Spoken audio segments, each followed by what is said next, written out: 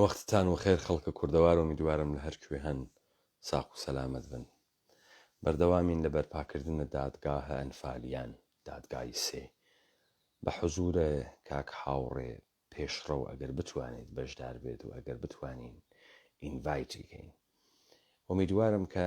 ئەم معزەلە و ئەم مشکلە ڕەف بوێەوە کاک هاوڕێ بتوانێت تەشریف بێرێتە ناوی ئەم دیبەیتە.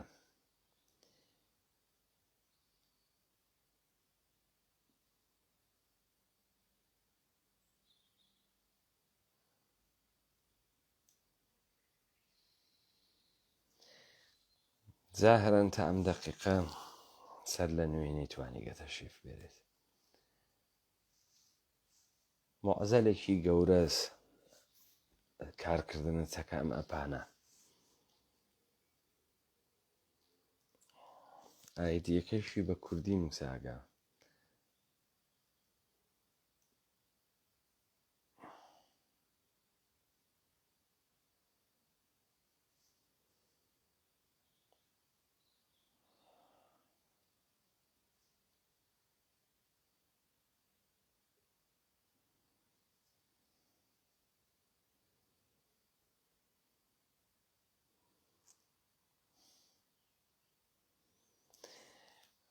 یاران ئەوانەی کە من دەست ئەەکەم بە دیبەیتەکان نۆتیفیکیشنتان بۆ تێ لوتفەن بنووسن کە نۆتیفیکیشنتان بۆ تێبا من خیاڵم ڕاحەت بێ کە کاکە نۆتیفیکیشن وەرئەگرێ یانە. زاهرن نۆتیفیکیشن ناگریت.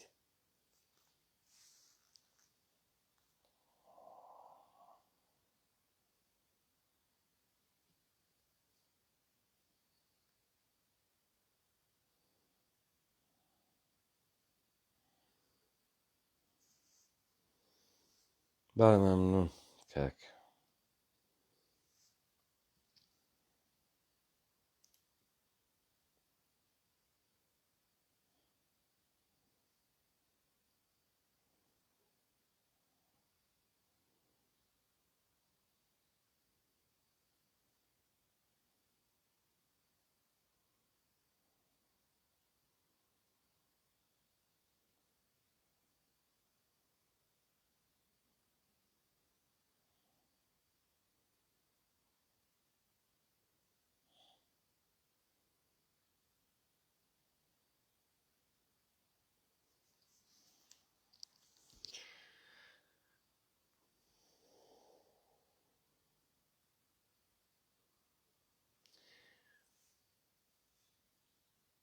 باڵێ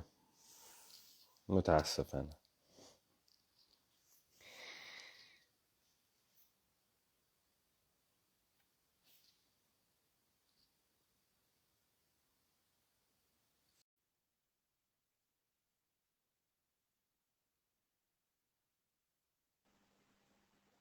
کاک هاوڕێ ئێوارەتان باش بەخێر بێن وەختتان وەخێر. سوپاس بۆ بەڕێستان ئێوارەتان باش. ئێمە بەرەخەرە توانیمان سەرکەوین و ئێوە بەشدار بن لەم دیبەیتەی ئێمە دادگایەکی تریبوناڵمان کردگەسەوە بۆ ڕای گشتیە و مەتە کوردی گەرەکمانە لە فاجعەیە ئەنفال بکۆڕینەوە، فاجعەیە بەربڵاوە ئەنفال و جەنابیشت لە گەرمیان ئەژید و لە شارە کەلار ئەژید. سەرەتا بێ زەحمەت خۆتان معڕەفیکەن، یعنی خۆتان بناسێنن لەبەر خاتری ئەوەی کە هەر کەسێک لە داهاتوو گەرەکی بێت سەردانی ئەمە بکا بزانێ ئەو کەسەی کە شاید حاڵ بوو و بەحسی کرد کێ بوو چکارە بوو و خەڵکی کوێ بوو. سوپاس بۆ بەڕێستان. من هاوڕێ پێشراو وەکو پێشمەرگەی دێرین بەشداری سەرجەم شەڕەکانی تاوانی ئەنفالمان کردووەوە. لە پاشان 2007 کۆمەڵەیەکمان دامەزران، کۆمەڵەی داکۆکی لە پرسی ئەنفال. ئەم کۆمەڵەیە لە 2007ەوە بەردەوامە لە پێناوی گەیاندنی ماف و داخوازی کە سوکاری ئەنفالکراوەکان بەلایەنی پەیوەندیدا. کاک هاوڕێ ئێوە پێشمەرگەی کامە حیزب بووگەن؟ من پێشمەرگەی حیزبی شوعی کوردستان بوو. ئەو کات حیزبی شوعی عێراق و ئێستا حیزبی شوعی کوردستان. حیزبی شوعی عێراق. عالیە. ئێوە لە سەردەمی ئەنفالە لەکوێ بوون لە ساڵ 1970 بەڵێ ئێمە قۆناغی دووی ئەنفال چونکە ئێمە بارەگای مەڵبەندی سلێمانی و کەرکووکمان ئەو کات لە قەرەداغ بوو لە قۆناغی دووی ئەنفال کە سنووری قەرەداغی گرتەوە ئێمە لەوێ بووین و پاش قۆناغی دووی ئەنفال هاتینەوە گەرمیان بەشداری شەڕەکانی گەرمیانمان کرد کە من ئەو هێزانەمان دابشکران بەسەر جەم ناوچەکانە من لە سنووری داوێەوە لە سنووری ناحەی نەوجول و خورمات و ئەوانە لەوێەوە بەشداری شەڕەکانمان کرد کە 4 ڕۆژ ئێمە لە سنووری ناوچەی داوێ بەشداری شەڕەکانمان کرد و شەڕێکی زۆر قرس و کاریگەر لە سنووری داوێ بوو ئەو شەڕانە کە 1970 یەکەم پەلاماری ڕژێمی بەعەز لە ناحەی نەوجولەوە بۆ ناوچەی داوێ دەستی پێ کرد ڕۆژانی دواتر لە سنووری خورمات و کفری سەرقەڵا کەلار باوەنور هەروەها سەنگا و قادرکەرەمەوە وەکو بازنەیەکی لێکرد کە هەموو ئەو ناوچانە لە ماوەی 13 ڕۆژدا هەموو ئەو ناوچانە تەوکران و قۆناغی سێ تاوانی ئەنفال بە درندەترین قۆناغی هەشت قۆناغەکە دەژمێردێ کە زۆرترین خەڵک لە قۆناغی سێ ئەنفال هاوڕێ ئێمە جارێ با چەند پرسیارکەین نێشت مشخص بووێتەوە ئەم کۆمەڵەی قوربانیانی ئەنفالە ئێوە خۆبەخشانە دروستان کردووە داواتان لێکراوە دروستی بکەن ئێوە کێن زۆر سوپاس ئێمە وەکو کۆمەڵی داکۆکی بریتین لە کەسوکاری سەربەرزی ئەنفال کراوەکان دوای ئەوەی ئەو ماوەیە کە لە 91ەوە ڕاپەڕین کرا حتاوەکو 2007 کەسوکاری ئەنفال کراوەکان هیچ مافوداخوازیەکیان جێبەجێ نەکرا وەک کەسوکاری ئەنفال هەستمان کرد پێویستیمان بەوە هەیە کە خۆمان کۆکەینەوە لە کۆمەڵەیەک یان ڕێکخراوێکە بۆ ئەوی بتوانین مافوداخوازیەکانی خۆمان بگەینینە لایەنی پەیوەندیدار لایەنی پەیوەندیدار یانێ حکوومەتی هەرێم یا حکوومەتی بەغداد بە هەردوو لایەن هەم حکوومەتی عێراقی و هەم حکوومەتی هەرێمی کوردستان حکوومەتی هەرێمی کوردستان وزارەتێکی هەیە وزارەتی کاروباری شەهیدان و ئەنفال کراوەکان کە معنیە بە ماف و داخوازیەکانی کەسوکاری ئەنفال کراوەکان یعنی مافوو ببەخشن من سوالەکەم لەوانەیە فرە کەسێکیش وەکو منم پرسیارانە نەزانی وەڵامەکەی یعنی وەزارەتی شەهیدان و ئەنفال چی ئەکات قەرەبوو ئەکات و معاش ئەدات چیتر ئەکات جنازە ئەدۆزێت و چی ئەکات ئەم وەزارەتە ئەنفال و کە ئێوە مەسەڵەن چی ئەوەن بۆ لایەن وزارەتی شەهید و ئەنفال مهمەی زۆرە ئەرکێکی زۆری هەیە بەڵام بە حکمی ئەوەی کە ئێمە تەعاملێکی زۆرمان هەبووە تاوەکو ئێستاکە بەداخەوە ئەو وزارەتە وەک پێویست بە ئەرکی خۆی هەڵنەستاوە ئەم وزارەتە دەبێ حەلاقەی پەیوەندی بێ لە نێوانی حکوومەتی هەرێمی کوردستان و حکوومەتی عێراق لە نێوانی کەسوکاری ئەنفال و حکوومەتی هەرێمی کوردستان لە نێوانی ڕێکخراوەکان و حکوومەتدا بۆ ئەوەی لە ڕێگای ئەم وزارەتەوە ماف و داخوازی کەسوکاری ئەنفال کراوەکان بە ئامانج بگەیە بەداخەوە تا ئێستاکە کەسوکاری ئەنفال کراوەکان و ڕێکخراوەکانیش زۆر متمانەیان بەم وزارەتە نییە کە بتوانێت لە ئاستی گەورەی ئەو واقعە بێ کە کەسوکاری ئەنفال کراوەکان لێی دەڕوانێت کاکە هاوڕێ پێشڕە و ئەڵبەتە من هەر بەسەرەتا بە ناوەکەتان چۆن بێژن حەچم لێدا گەمانم کرد کە ئێوە عەقەبەیەکی چەپتان هەست هەم بە هاوڕێ و هەم بە پێشڕە و هەردووکتان لە خۆتان کۆ کردووەتەوە خب بزانن من ئێستا لە بەحسە و وەرزشە من وەختی خۆی موسارعەچی بووم وەختێک کابرا تازە تێتە سەر دۆشەک گەرەکتە زۆرانی لەگەڵا بگری نازانی ئاستی چەندێکە تۆزێ پێژن سەرشاخ بوو یعنی دەست لە سەروملی یەکتری ئەدەن تا وەزن تەرەف بێتە دەستیان. منەو سوعالە ئەوڵیانە کە لە جەنابەت کردن بۆ خۆتی شەزانی ئێمە گفتوگۆیەکمان نەکرد لەسەر ئەم مەسئلەوە. ئێوە زەحمەتتان کێشاوە بە عنوانە شاهد بیستان کە بەشدار بن لە دادگاهە ئەنفالیانە. خۆشحاڵم لەگەڵ کەسێکا قسە ئەەکەم کە لە تەمەنە گەنجیەتیە لە ناوە حیزب شوعیە عێراقا پێشمەرگە بووگە. با من بتگەڕێنمەوە دواوە. ئەم قسانەی کە منە یەکەم بۆ کەسێکی وەکو جەنابەت کە مێژوویەکی ژیان کردگە و حەدە ئەقل تۆزێک تەکی دیسیپلینی حیزبیە ئاشناس حتمما ئەتوانێت ئێمە لە یەکتری بەباشی تێبگەین. قۆناغی ئەنفال ئێژن ساڵ 1970 بوو. شەڕە ئێران و عێراق ساڵ 1970 تەواو ئەوێ. دەنگۆی تەواوبوونە شەڕە ئێران و عێراق ساڵە پێشتر بووگە، یعنی 1970. وەختی سەدام حوسێن تهدیدی دەوڵەتی ئێرانی لەسەرشان نەماگە و دەوڵەتە ئێرانی حازرە کە لەگەڵ سەدام حوسێنە سڵحکە. بۆچی ئێشێ سەدام حوسێن لە ئاخرین دەستوەشاندنە بێت ئەنفالیش بکات؟ بۆ خاتری ئەوەی کە من ئەم شتە بکەمەوە بۆ جەنابەت، با من چون جەنابەت چەپ بووگیت و مارکسیست لێنینیست بووگیت، طبیعەتەن تەکەم ئەدەبیاتە ئاشنایی و تەکەم مەسائل و تەحلیلە سیاسیەشە تۆزی ئاشنابی. بزانە لە شارە هەڵەبجە من دادگاهە قیامەتیانە هەڵەبجەم ها بەدەسەوە و تێمە سەری لە شەوانی داهاتوە دووبارە تێمەوە سەر هەڵەبجە و باڵانسێک نێوانم دادگانە دانیم. بزانە لە شەڕ هەڵەبجە و لە فاجعەی هەڵەبجە و جینۆسایدە هەڵەبجە چەکێک بەکار بریاگە پێی ئێژن چەکە کیمیایی. جەنابەت کاروباری نظامیت کردووە، با من ئەرزکەمە خزمەتت گەرچێ بە عنوانی چەکی کوشتاری جەمعی ناوی ئەبەن، ئەمما لە ڕاستیە چەکە کیمیایی چەکە کوشتارە جەمعی نییە. چەکی بیۆلۆژیکی میکرۆبی، چەکی نەوەوی و ئەتومی چەکی کوشتاری جەمعیە. چەکی کیمیایی چەکی تێرۆرە، ترسی لە ناوی شەڕە. یعنی مەبەستم چییە؟ بزانە چەکی کیمیایی بە زۆر شتێک پێویستی هەست تا تۆ بتوانی خەڵکی پێ بکوژی. مەسەلەن ئیلتیجای با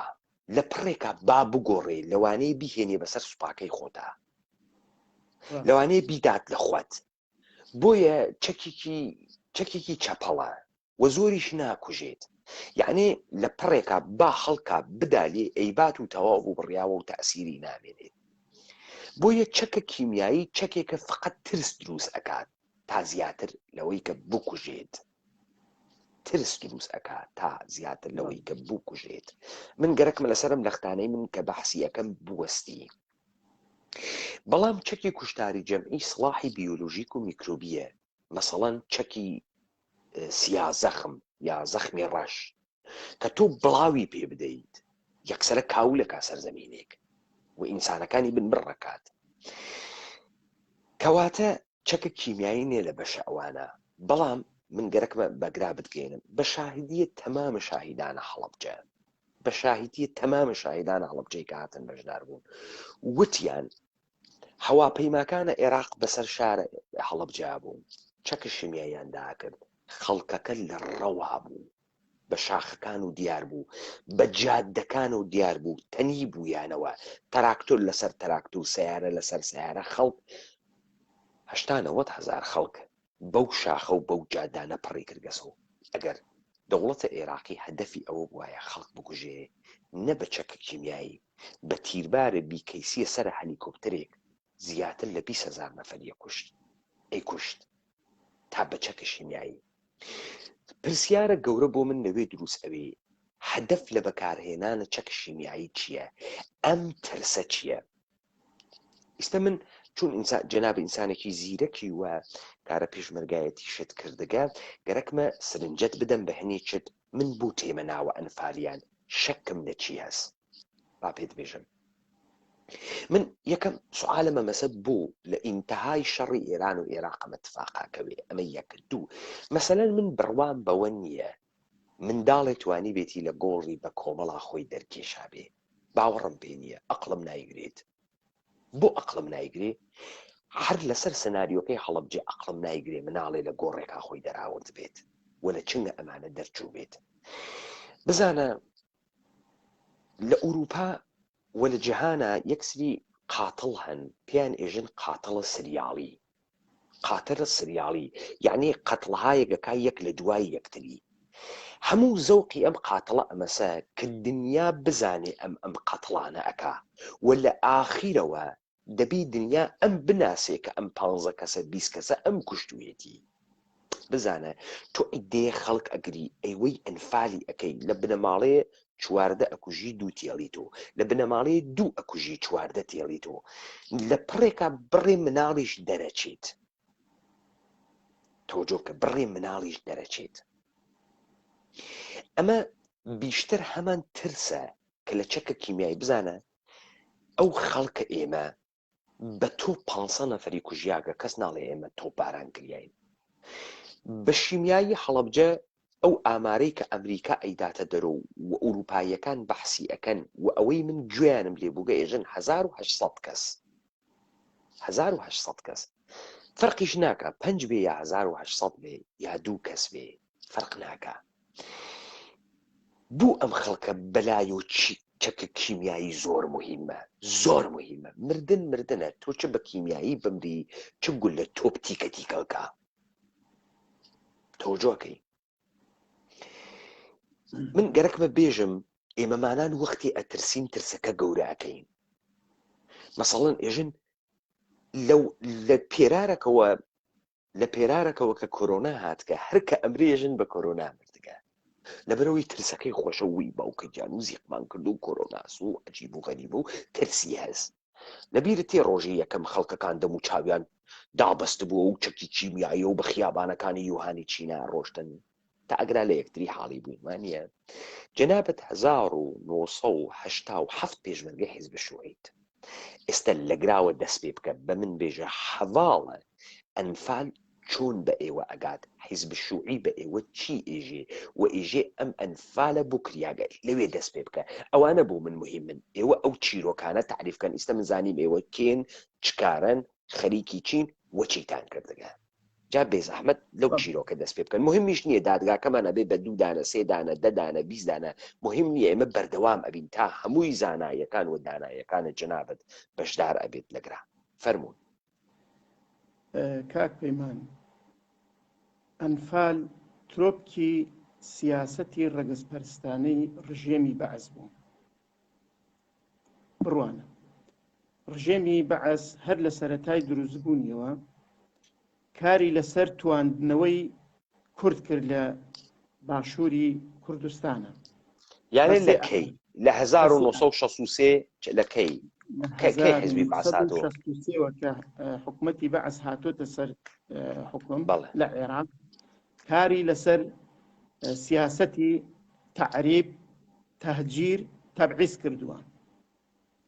ئەمە سێ کوچکەی سیاسەتی ڕژێمی بەعەز بوو بۆ ئەوەی کە قۆناغ بە قۆناغ کورد لە ناوچەکان دەرکە بۆ نمونە لە شۆڕشی مەلا مستەفا لە 1975 ئیتفاقیەی جەزایر ناوچەیەکی زۆر فراوانی لە 75 ناوچەیەکی زۆر فراوان لە سنووری شاری کەلار چۆڵ ئەکا هەموو عەرەبی لێ نیشتەجێەکات کەرکووک و مەخمور و ئەو سنوورانە هەموو بە سیاسەتی ڕەگەزپەرستی کورد دەرئەهێنێ ڕاو ئەنێ عەرەبی لێ نیشتەجێەکات واتە دیموگرافیای ناوچەکە دەشێوێنێ سیاسەتی عەرەبی سونیە عەرەبی شیعە ببورە عەرەبی سونیە عەرەبی شیعە عەرەبی شیعە عەرەبی سونی هەمووی ئەهێنە بەتایبەت شیعەکانی چونکە ئەو سیاسەتێکی وای هەبوو کە شیعەکانی زیاتر بەکاربهێنێ بەڵێ وای ئەم سیاسەتە قۆناغ بە قۆناغ گەیشت لە ساڵی 1970 گەیشتە ترۆپ کە عیبادەکردنی گەلی کوردی هەڵبژار کە لە ساڵی 1970 علی حەسەن مەجید دەستنیشان کرا لەلایەن حزبی سەرکردایەتی حزبی کاک هاوڕێ بەعسەوە. ببەخشە کاک هاوڕێ من حتمما لە خوێندنەوەی قوڵ جنابەت حتمما کەڵکوەرەگرم من لەگرا گەرەکمە سوالەکە مشخصکەم جنابە پێشمەرگەی حزب شوعی حزب شوعی خەتابی هەز بەرامبەر بە پێشمەرگەکەی ئەڵێ ئەنفال دەسی پێکردووە حزب شوعی چۆن ئەمە ئەڵێ و بە توی پێشمەرگە چی ئەڵێ بەڵێ ئێمە ئەو کاتێک کە پێشمەرگە بووین کاک پەیمان حزب هەمیشە بە تایبەت کە بەعس لە شەڕا بوو لەگەڵ ئێران لایەنە کوردستانیەکان پاسداری ئێرانیان هێنا حزبی شوعی هەر ئەو سەردەمە دروشمی وەستانی شەڕی عێراق ئێرانی هەڵگرت بوو کە زۆر دژی شەڕی عێراق ئێران بوو دەیویست هەموو گەلی عێراق ئاگدار بکاتەوە کە کۆمەڵی ئێرانیش ئەیوەدەوە کاری کۆمونیستەکان بوو شەڕ ئێران و عێراق شەڕ ئامانجی ئەمە ئەوەیە کە شەڕ هەمیشە بە دوای خۆیدا کاولکاری ئەهێنێ حزبی شوعی ئامانجی ئەوە بوو کە شەڕ ڕابگیرێت چونکە تەنها حکومەتی عێراق و حکومەتی ئێران بەهێزە بن گەلانی عێراق و گەلانی ئێران هەمیشە دەبنە سوتەمەنی ئەم سیاسەتە ئەم سیاسەتەی هەردوو ڕژێم کەوای کرد زیاتر شەڕەکە گوێزرایەوە سنووری کوردستان کە لە 1970 شەڕەکە بەشێکی زۆری شەڕەکە گوێزرایەوە سنوورەکانی کوردستان کە ئامانجیان بوو زیاتر بە واستەی شەڕی عێراق ئێرانەوە خاکی کوردستان زیاتر و زیاتر داگیر بکەن بۆیە ئەو کاتە حزبی شوعی هەمیشە سیاسەتی بەم ئاراستەیە بوو لە کاتێکیشدا هێزە سیاسی کوردستانیەکان دەستی پاسداریان دەهێنایە ناو هەرێمی کوردستانەوە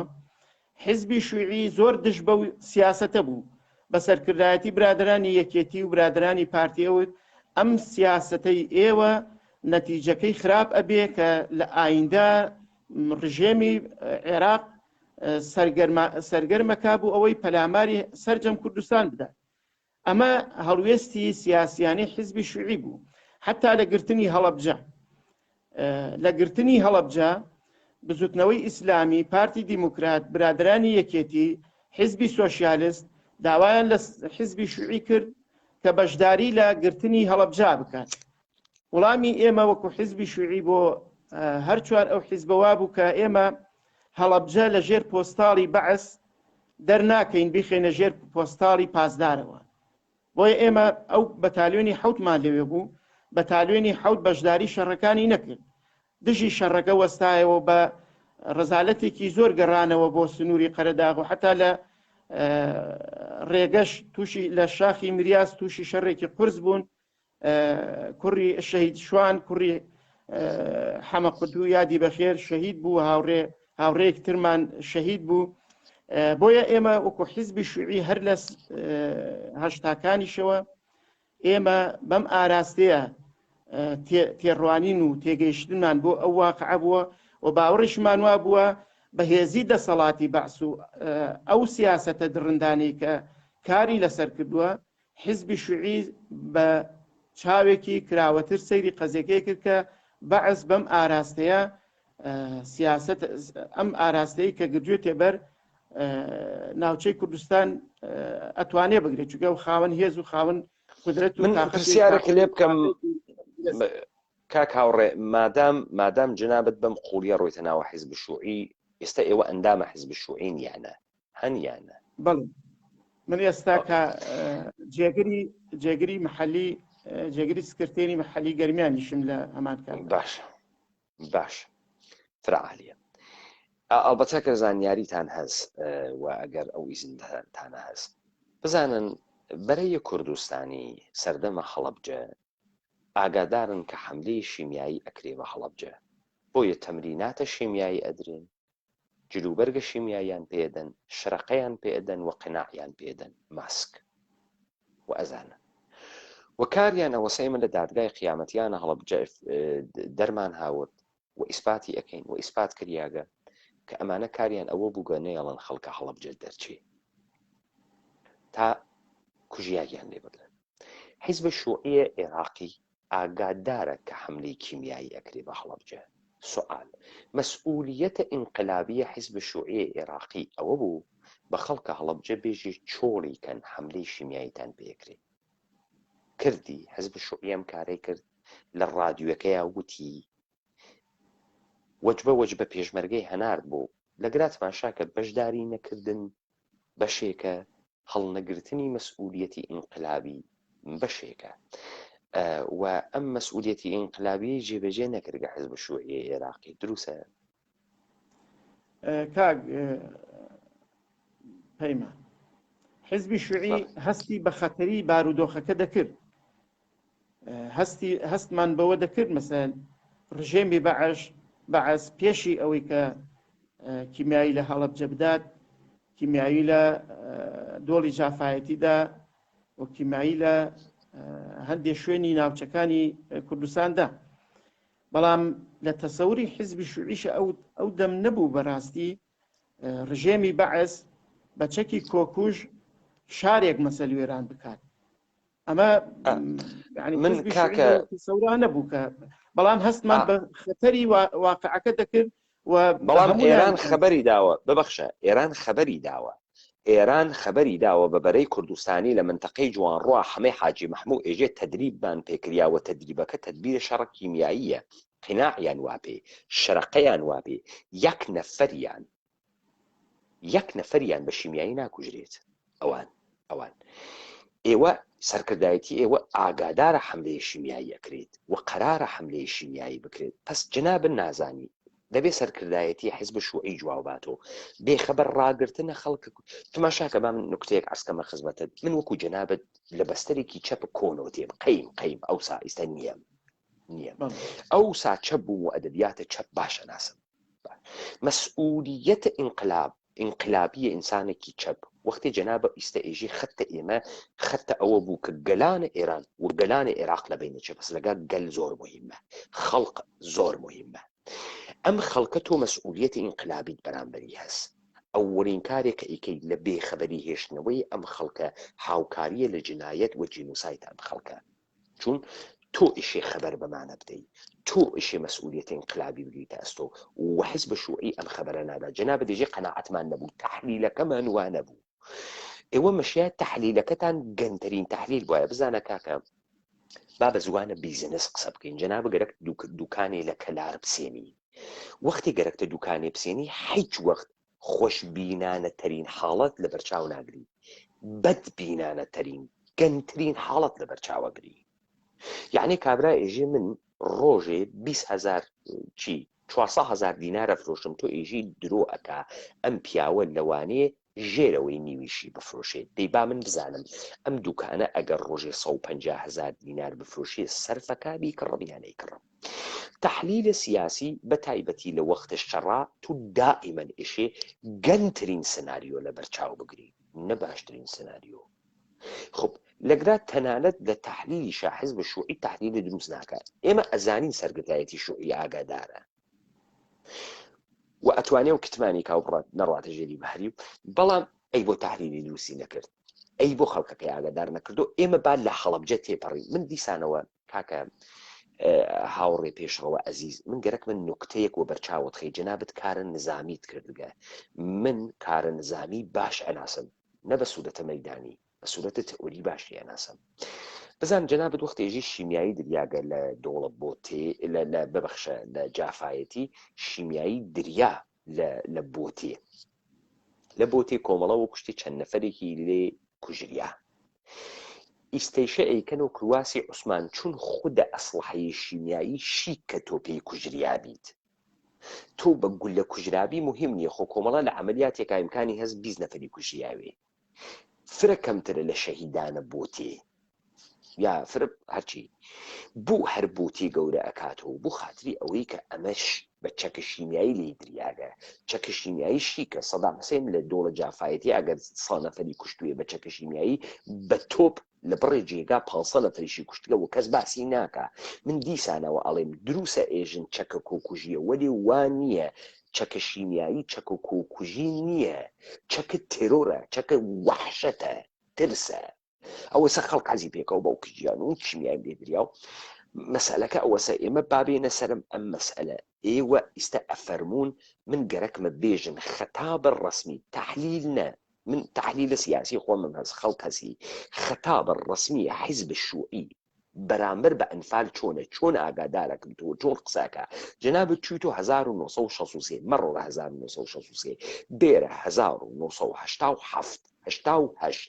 کەی ئێوە ئاگادارەوەن پێویستە هەندێک ڕوونکردنەوەی زیاتر بدەم بەڵێ فەرمون کاکە بابەتەکە بەو ئاراستەیە نییە یەکەم بەرەی کوردستانی دوای ئەنفال دروست بوو پێشی ئەنفال بەرەی کوردستانی دروست نەخر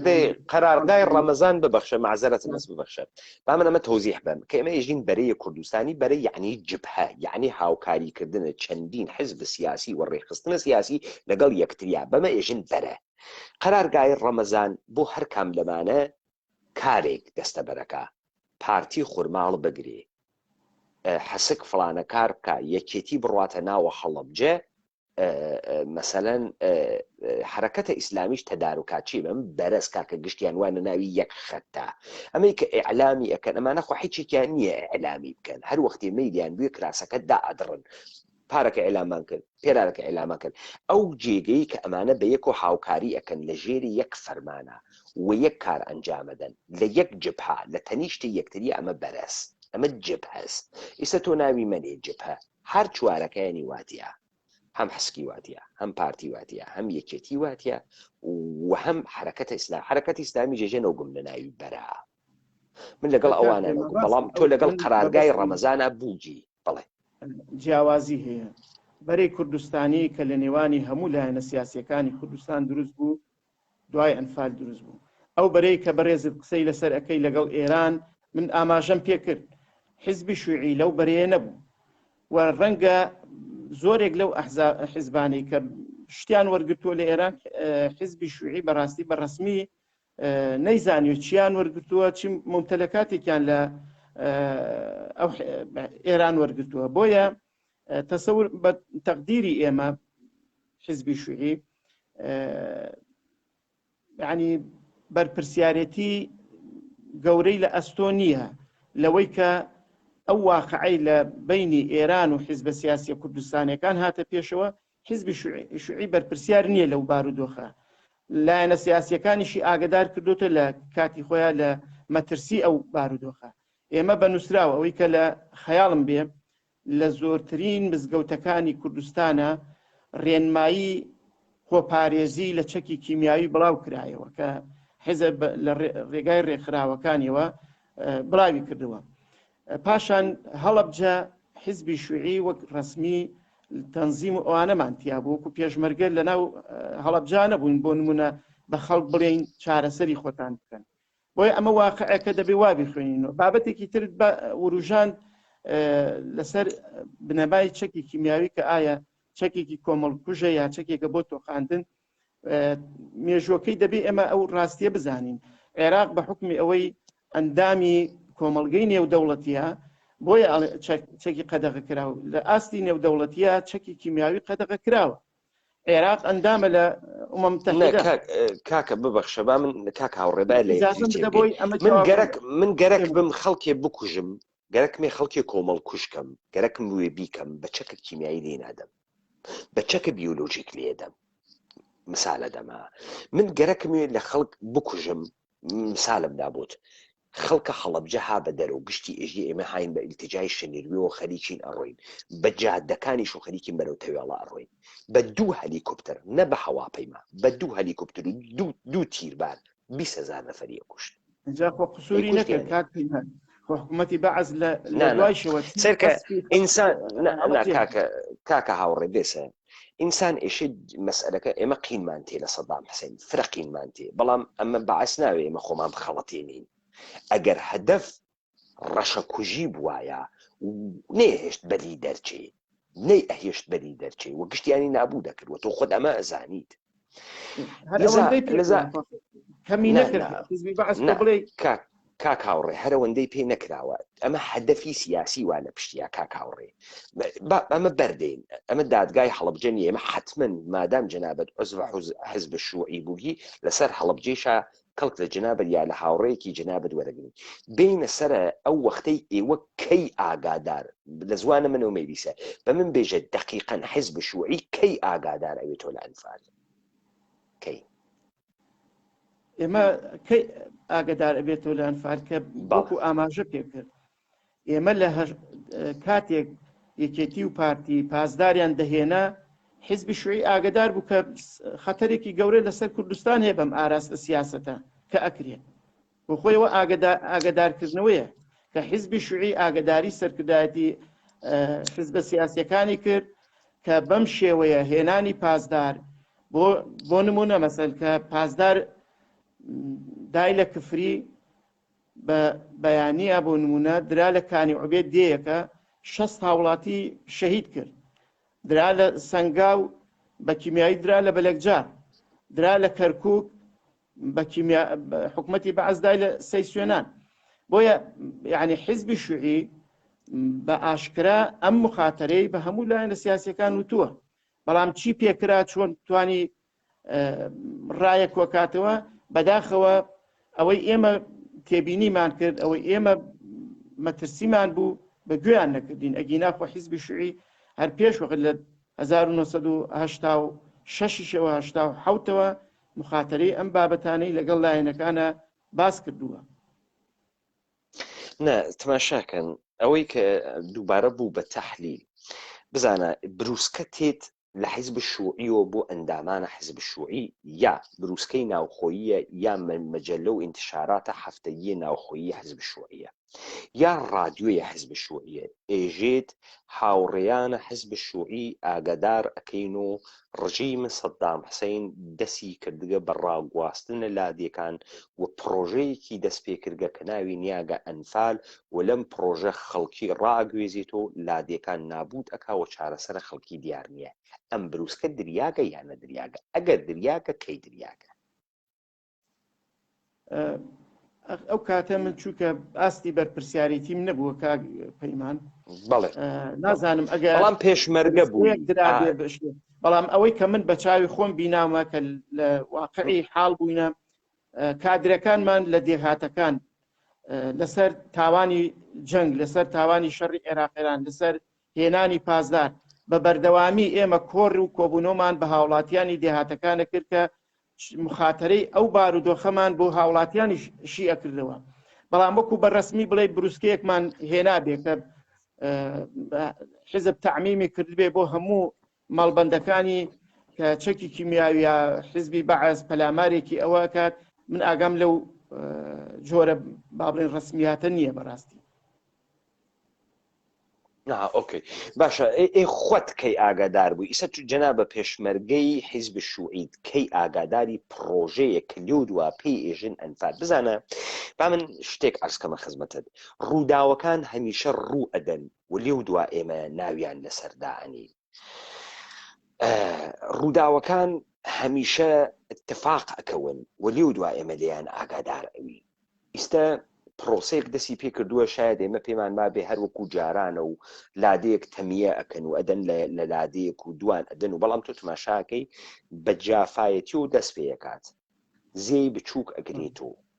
بادینان ئەگرێتەوە و گەرمیان ئەگرێتەوە پەلەمەکە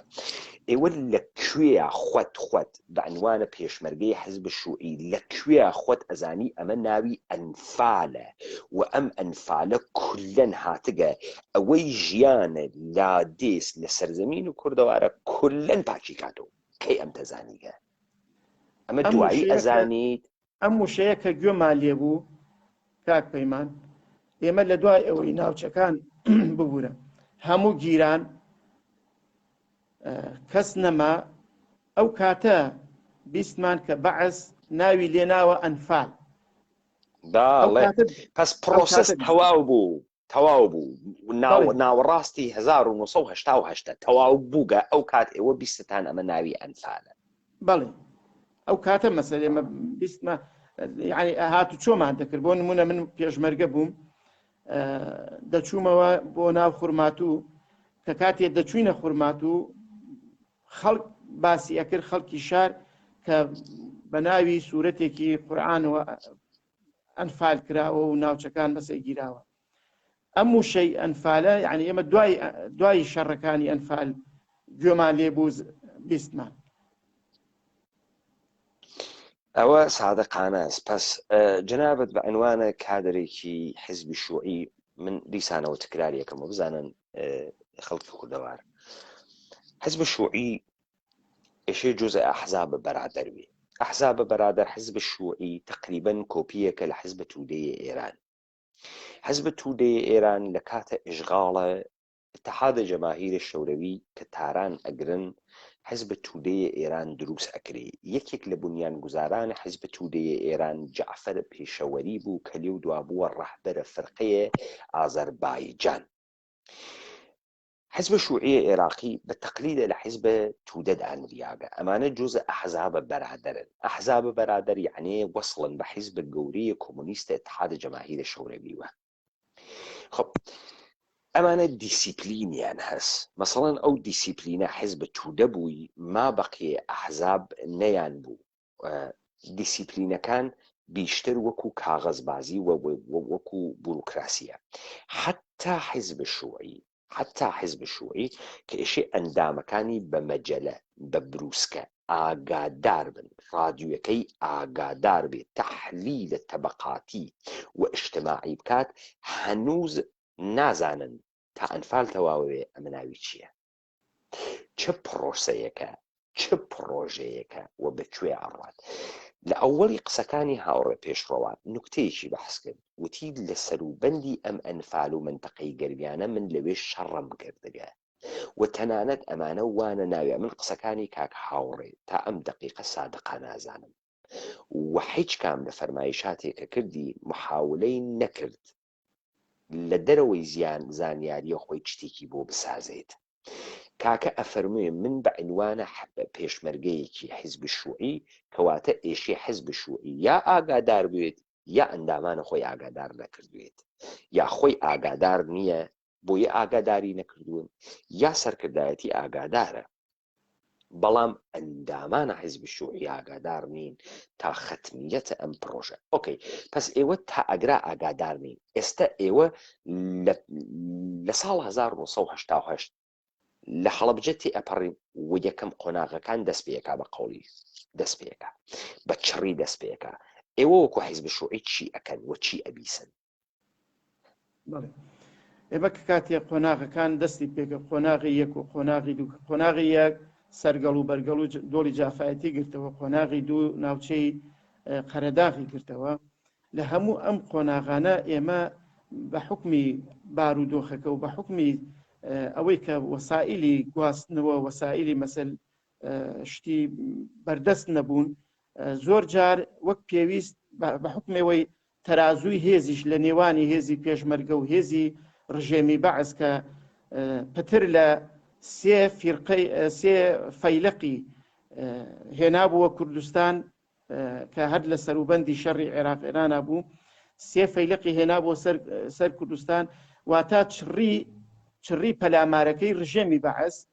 پەیوەندیەکانی حیزبە سیاسیەکان و پەیوەندیەکانی حیزبی شوعی لەگەڵ مەڵبەندەکانە تا ئاستێک دابڕان دروست بوو لە بینی ئینەکانە. کێ دەیتوانێت تەحەکوم بە وەزع بکە؟ قیادە مەیدانیەکان دەیتوانین. ببەخشە یعنی ئێوە کە پێتان ئێژن حیزب شوعی بەشێکی فرە لە بەدەنەی حیزبتان وا لە ناوە خاکە کوردستانە و ئێستا جەنابەت ئێژیت کە ارتباط لە بڕێ جێگا کولن قەتع بوو لەگەڵ سەرکردایەتی، دروستە؟ ئەم ناوچانەی کە ئێوە حزورتان بوو کێ بوون تۆ بزانی خۆت بزانی کە لە قەرەداغ حزورمان هەبوو، بەشداری بەرپەرچی ڕژێماندایەوە لە منتیقەی گەرمیان. پاشان لە دوای قۆناغی سێی ئەنفال هەموو هێزی پێشمەرگە کشایە بۆ ناوشوان کە قۆناغی چواری ئەنفال سنووری ناوشوانی گرتەوە. پێشمەرگە بەرەی کوردستان ئەو کاتەی ئەو هێزانەی کە لەوێ بوون بڕیار درا لە توانای هێزی پێشمەرگەدا نییە مەسەل لە مانگی 1970 پەلاماری یەکی قۆناغی ئەنفال دەستی پێکرد بۆ مانگی 4 و 5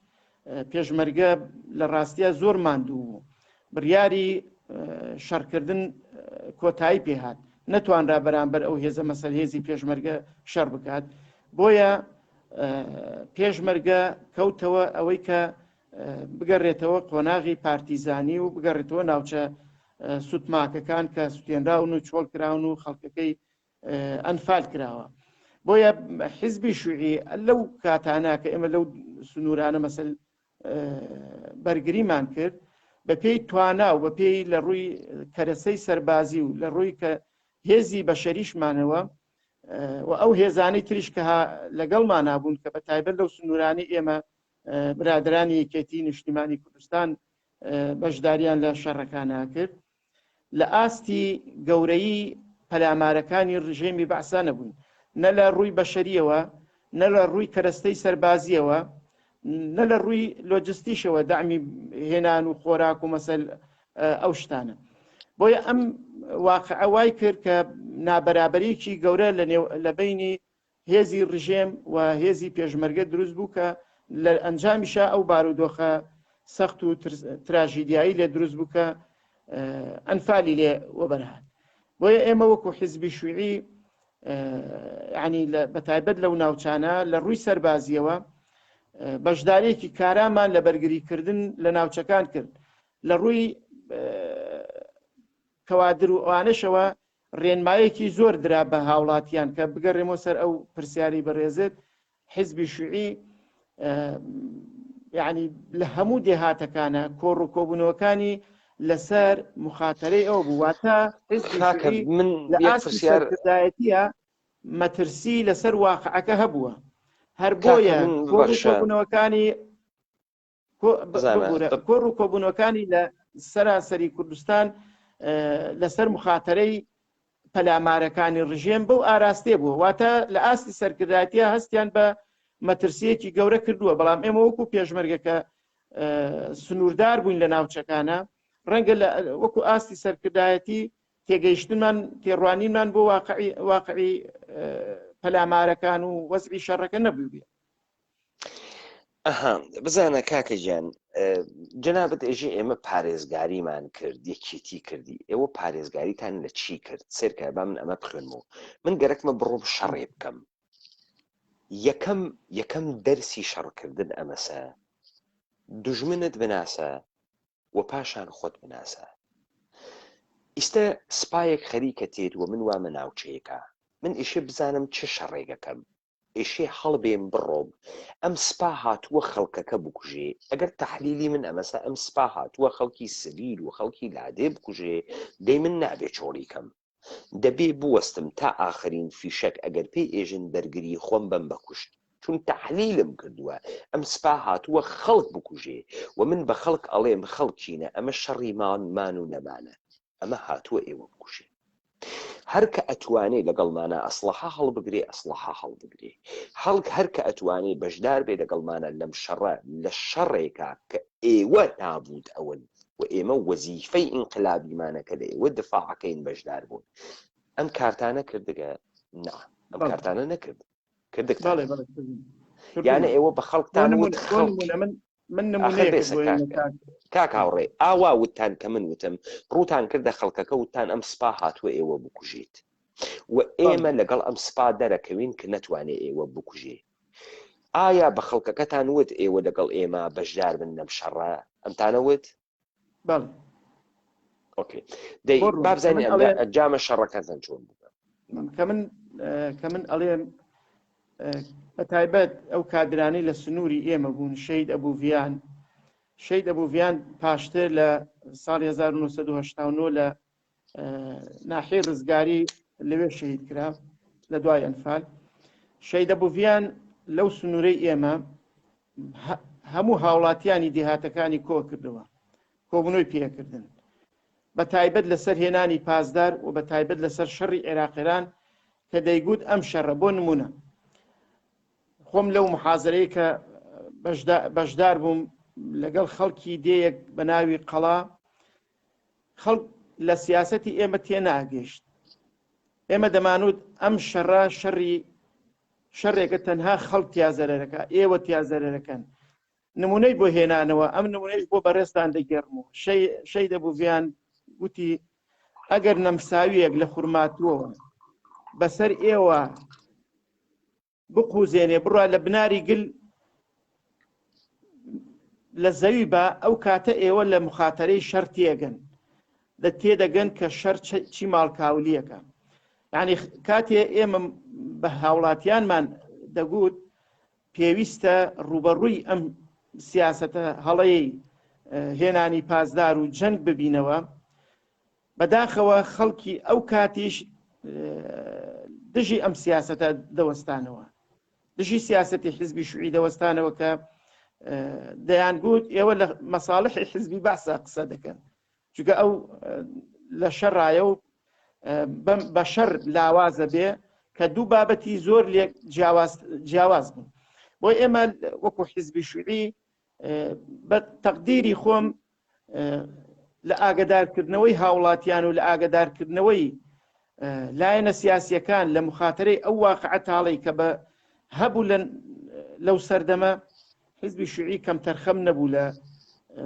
ئەو واقعە. بەڵام ئیتر شەڕەکە بوو. کاک هاوڕێ، من مطمئنم جنابەتە ئەم دقیقە ڕەفیقێکی کۆمونیستی خاسی و مطمئنیشم خەریکی لەسەر مەرامەکەی خۆت هەم تەبشیرەکەی هەم باوەڕت بەو فەرمایشاتە هەست. ئەمەی کە من بێم تەحلیل کەم بۆ خەڵکی بێژم ئەمە شەڕێکی ئیرتجاعیە و تۆ ئێشێ بەرەنگارە هاتنە پاسدار بوویت و چۆن بەرەنگاری بووم و پاسدار بکوژم، بڕۆم بووم و جاش لەگەڵ یەکێتیا شەڕەکەم چی بکەم، لەگەڵ ئێوە هاوکارمم ببم بە ئەندامە حەزب شوعی. ئەمە قسەس و ئەیکەی وە تۆ هیچ ڕاحەلێکە نییە. من بەحسم ئەمە نەبوو، بەحسم ئەمەسە. بزانە جنابەت فەرموود ئێمە پارێزگاریمان لە خەڵکی کرد. ئەمە قسەیەکی گەورەس. پارێزگاریکردن لە خەڵکی یعنی ئەمەی کە تۆ نەقشە ئەرتەشە مردمی بازیەکەی، ئەرتەشە مردمی، ئەرتەشە خەڵقی، ئەرتەشە سوور بازیەکەی. ئەرتەشە سوور یعنی ئەرتەشە خەڵق. دروستە؟ تەحلیلە من لەم شەڕە ئەمەسە. ئێمە 15 پێشمەرگەین، واینە منتقەی سنگاوە لە پڕێکا فەیلقێکی ئەرتەشە عێراق دێت. نازام فەیلق چی پێژن، ئێمە پێژین مەسەڵەن گوردانێتێت. تەحلیلە ئێمە ئەمەسە. ئەم گوردانە بۆ ئێمە نەهاتکە، ئەگەر بۆ ئێمە هاتکە ئێمە دەرەچین چاریان ناکەین. وەلی نا، تەحلیلە ئێمە مەسە ئەم گوردانە نەهاتکە لەگەڵ ئێمە دەرگیر بووە، هاتکە خەڵکەکە بکوژێ، خەڵکە سنگاو بکوژێ. مەسەڵەنێژم سنگاو نازانم، تۆ بێژە عەلیاوە، هاتکە خەڵکە عەلیاوە بکوژێ. خب ئێمە بە عنوانە هێزە خەڵک، ئەرتەشە سوورە خەڵک، ئەرتەشە خەڵکیە خەڵک، ئیستە ئێشێ خەڵک بپارێزین. ئەو جملەیە کە جەنابە وتە خەڵک بپارێزین یعنی چی؟ یعنی تا ئاخرین قەترەی خوێن، تا ئاخرین قەترەی خوێن ئیجازە نەدەین ئەم ئەرتەشە عەلیاوە بگرێ. تا ئاخرین قەترەی خوێنیتە مردی بەسەر لاشەکەمان و چوو. لەبەری شۆبانەکەینە خەڵکە عەلیاوایەژین، خەڵکی عەلیاوە. ئەو گوردانە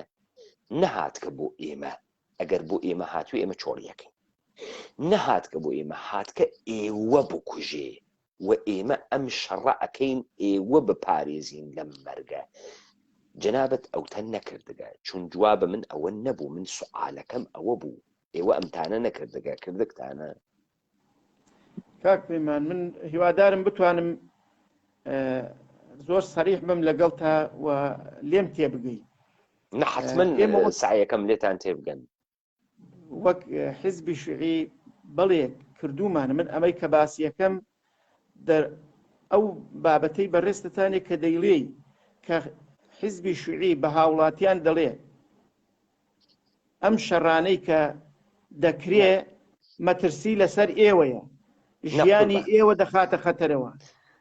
ئەوە وانە قوربان، ئەوە وانە چاوەکەم. اجازه فەرموو لە تەفسیری بەڕێستا تحلیلی ئێمە ئەو تەفسیری بەڕێستا ڕەنگەوانە بێ بەڵام لە تەفسیری ئێمە بۆ نە ئاغاگیان خەڵ خەریکە گوێدا تۆ ئەگەر بتەوێ بە جوانی لە بابەتەکە حاڵی بی دەبێ کاتم بیتێ بۆ ئەوەی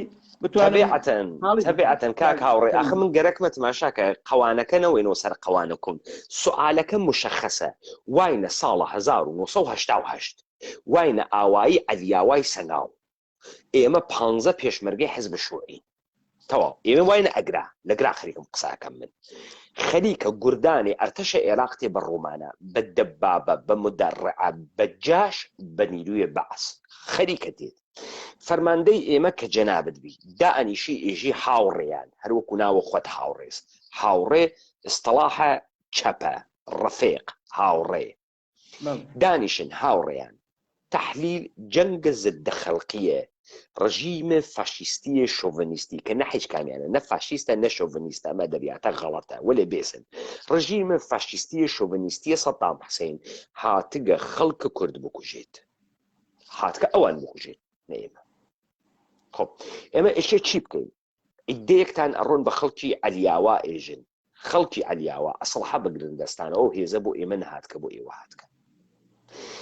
ئەگەر ئێوە لەگەڵ ئێمە شەڕ نەکەن ئێمە مقاومەی 10 دقیقەکەین فیشەکمان تەواو ئەوێ ناتوانین و ئەگەر نەتوانین ئێوە ئەوەن و ئێوە ئەکوژن ئێشی یارمەتیمان بن لەم لەختەها پێشووتر نە ئێمە هاتوین و تومانە شەڕ خراپە و مەکەن و مێڵم پازدار بێت و کاولتانەکەن نە ئەم دقیقە شەڕە ئەم دقیقە سپا هاتووە جەنابە دێژی ئێمە پارێزگاریمان کرد وانییە پارێزگاری هینی ئەو دقیقەسە من ئەم دقیقە ئێژم ئێوە کارە واتانە کرد کە یەک نەفەریشتان دەرنەچێت و تەواو دانیشێ لەگەڵ سپای دوژمنە بوێسێت حتا ئەگەر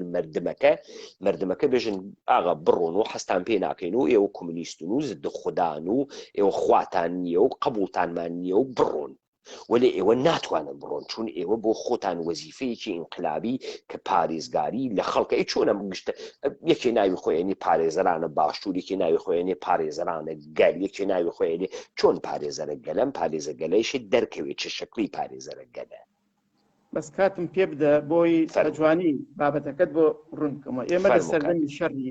ئەنفالە تازە شار دەیەکە دەکەوێتە بناری گەل کە لەسەر بە قادر کەرەمە 23 پێشمەرگە بە هاوڵاتیانیان نوت دەبێت دەبابە بەسەر لاشەکانمان بڕوە فعلەن هەرواش بوو 8 پێشمەرگەی ئێمە 12 پێشمەرگەی برادرانی یەکێتی 3 هاوڵاتی پشتگیری لە سنووری داویە کە من خۆم لەو شەڕانە بووم تەنها فیشەکمان پێ نەما نەمانتوانی بەردەوام بین لە بەرگریکردن بە هاوڵاتیانمان وتمان بەڵێ دەبابە بەسەرمانە بڕوە ئەو کات ئێمە ناوچەکان چۆڵەکەین دەیان شەهید درا لەو شەڕانە کاک پەیمان بەڵام بەهۆی ئەوەی خۆراک و فیشەکمان پێ ناگەیشت وەکو لە پێشا باسم کرد تەرازووی هێز زۆر جیاوازی هەبوو لە نێوانی هێزی پێشمەرگە و هێزی ڕژێمە نەمانتوانی بەردەوام بین لە بەرگریکردن بۆیە بڵێ وعدی ئێمە لەگەڵ هاوڵاتیانە ئەوە بوو کە دەبابە بەسەرمانە تێپەڕی لە هەموو ئەو شەڕانە بەو ئاراستەیان مەسەل جەنگان دژی ڕژێمی ڕووخاوی باس وێ ئەوەی کە ئێمە کردومانە لەو سنوورانە هاوڵاتیان چەندین ڕۆژ پێشی ئەوەی کە مەسەل ئێمە لە ناچووگەیمە لە شەڕی قەرەداغ کە گەڕاینەوە سنوورەکە هەواڵی پەلاماری ڕژێمی بەعس بڵاو بووە لە ناو هاوڵاتیانە کە هەواڵەکە بڵاو بووە خەڵک دێهاتەکانی هەموو چۆڵ کردو ماڵ و هەندێشتی خۆراک و پێخۆر و ئەوانەی بردوو لە جەوەڵەکان خۆی حەشاردا بوو بۆیە ینی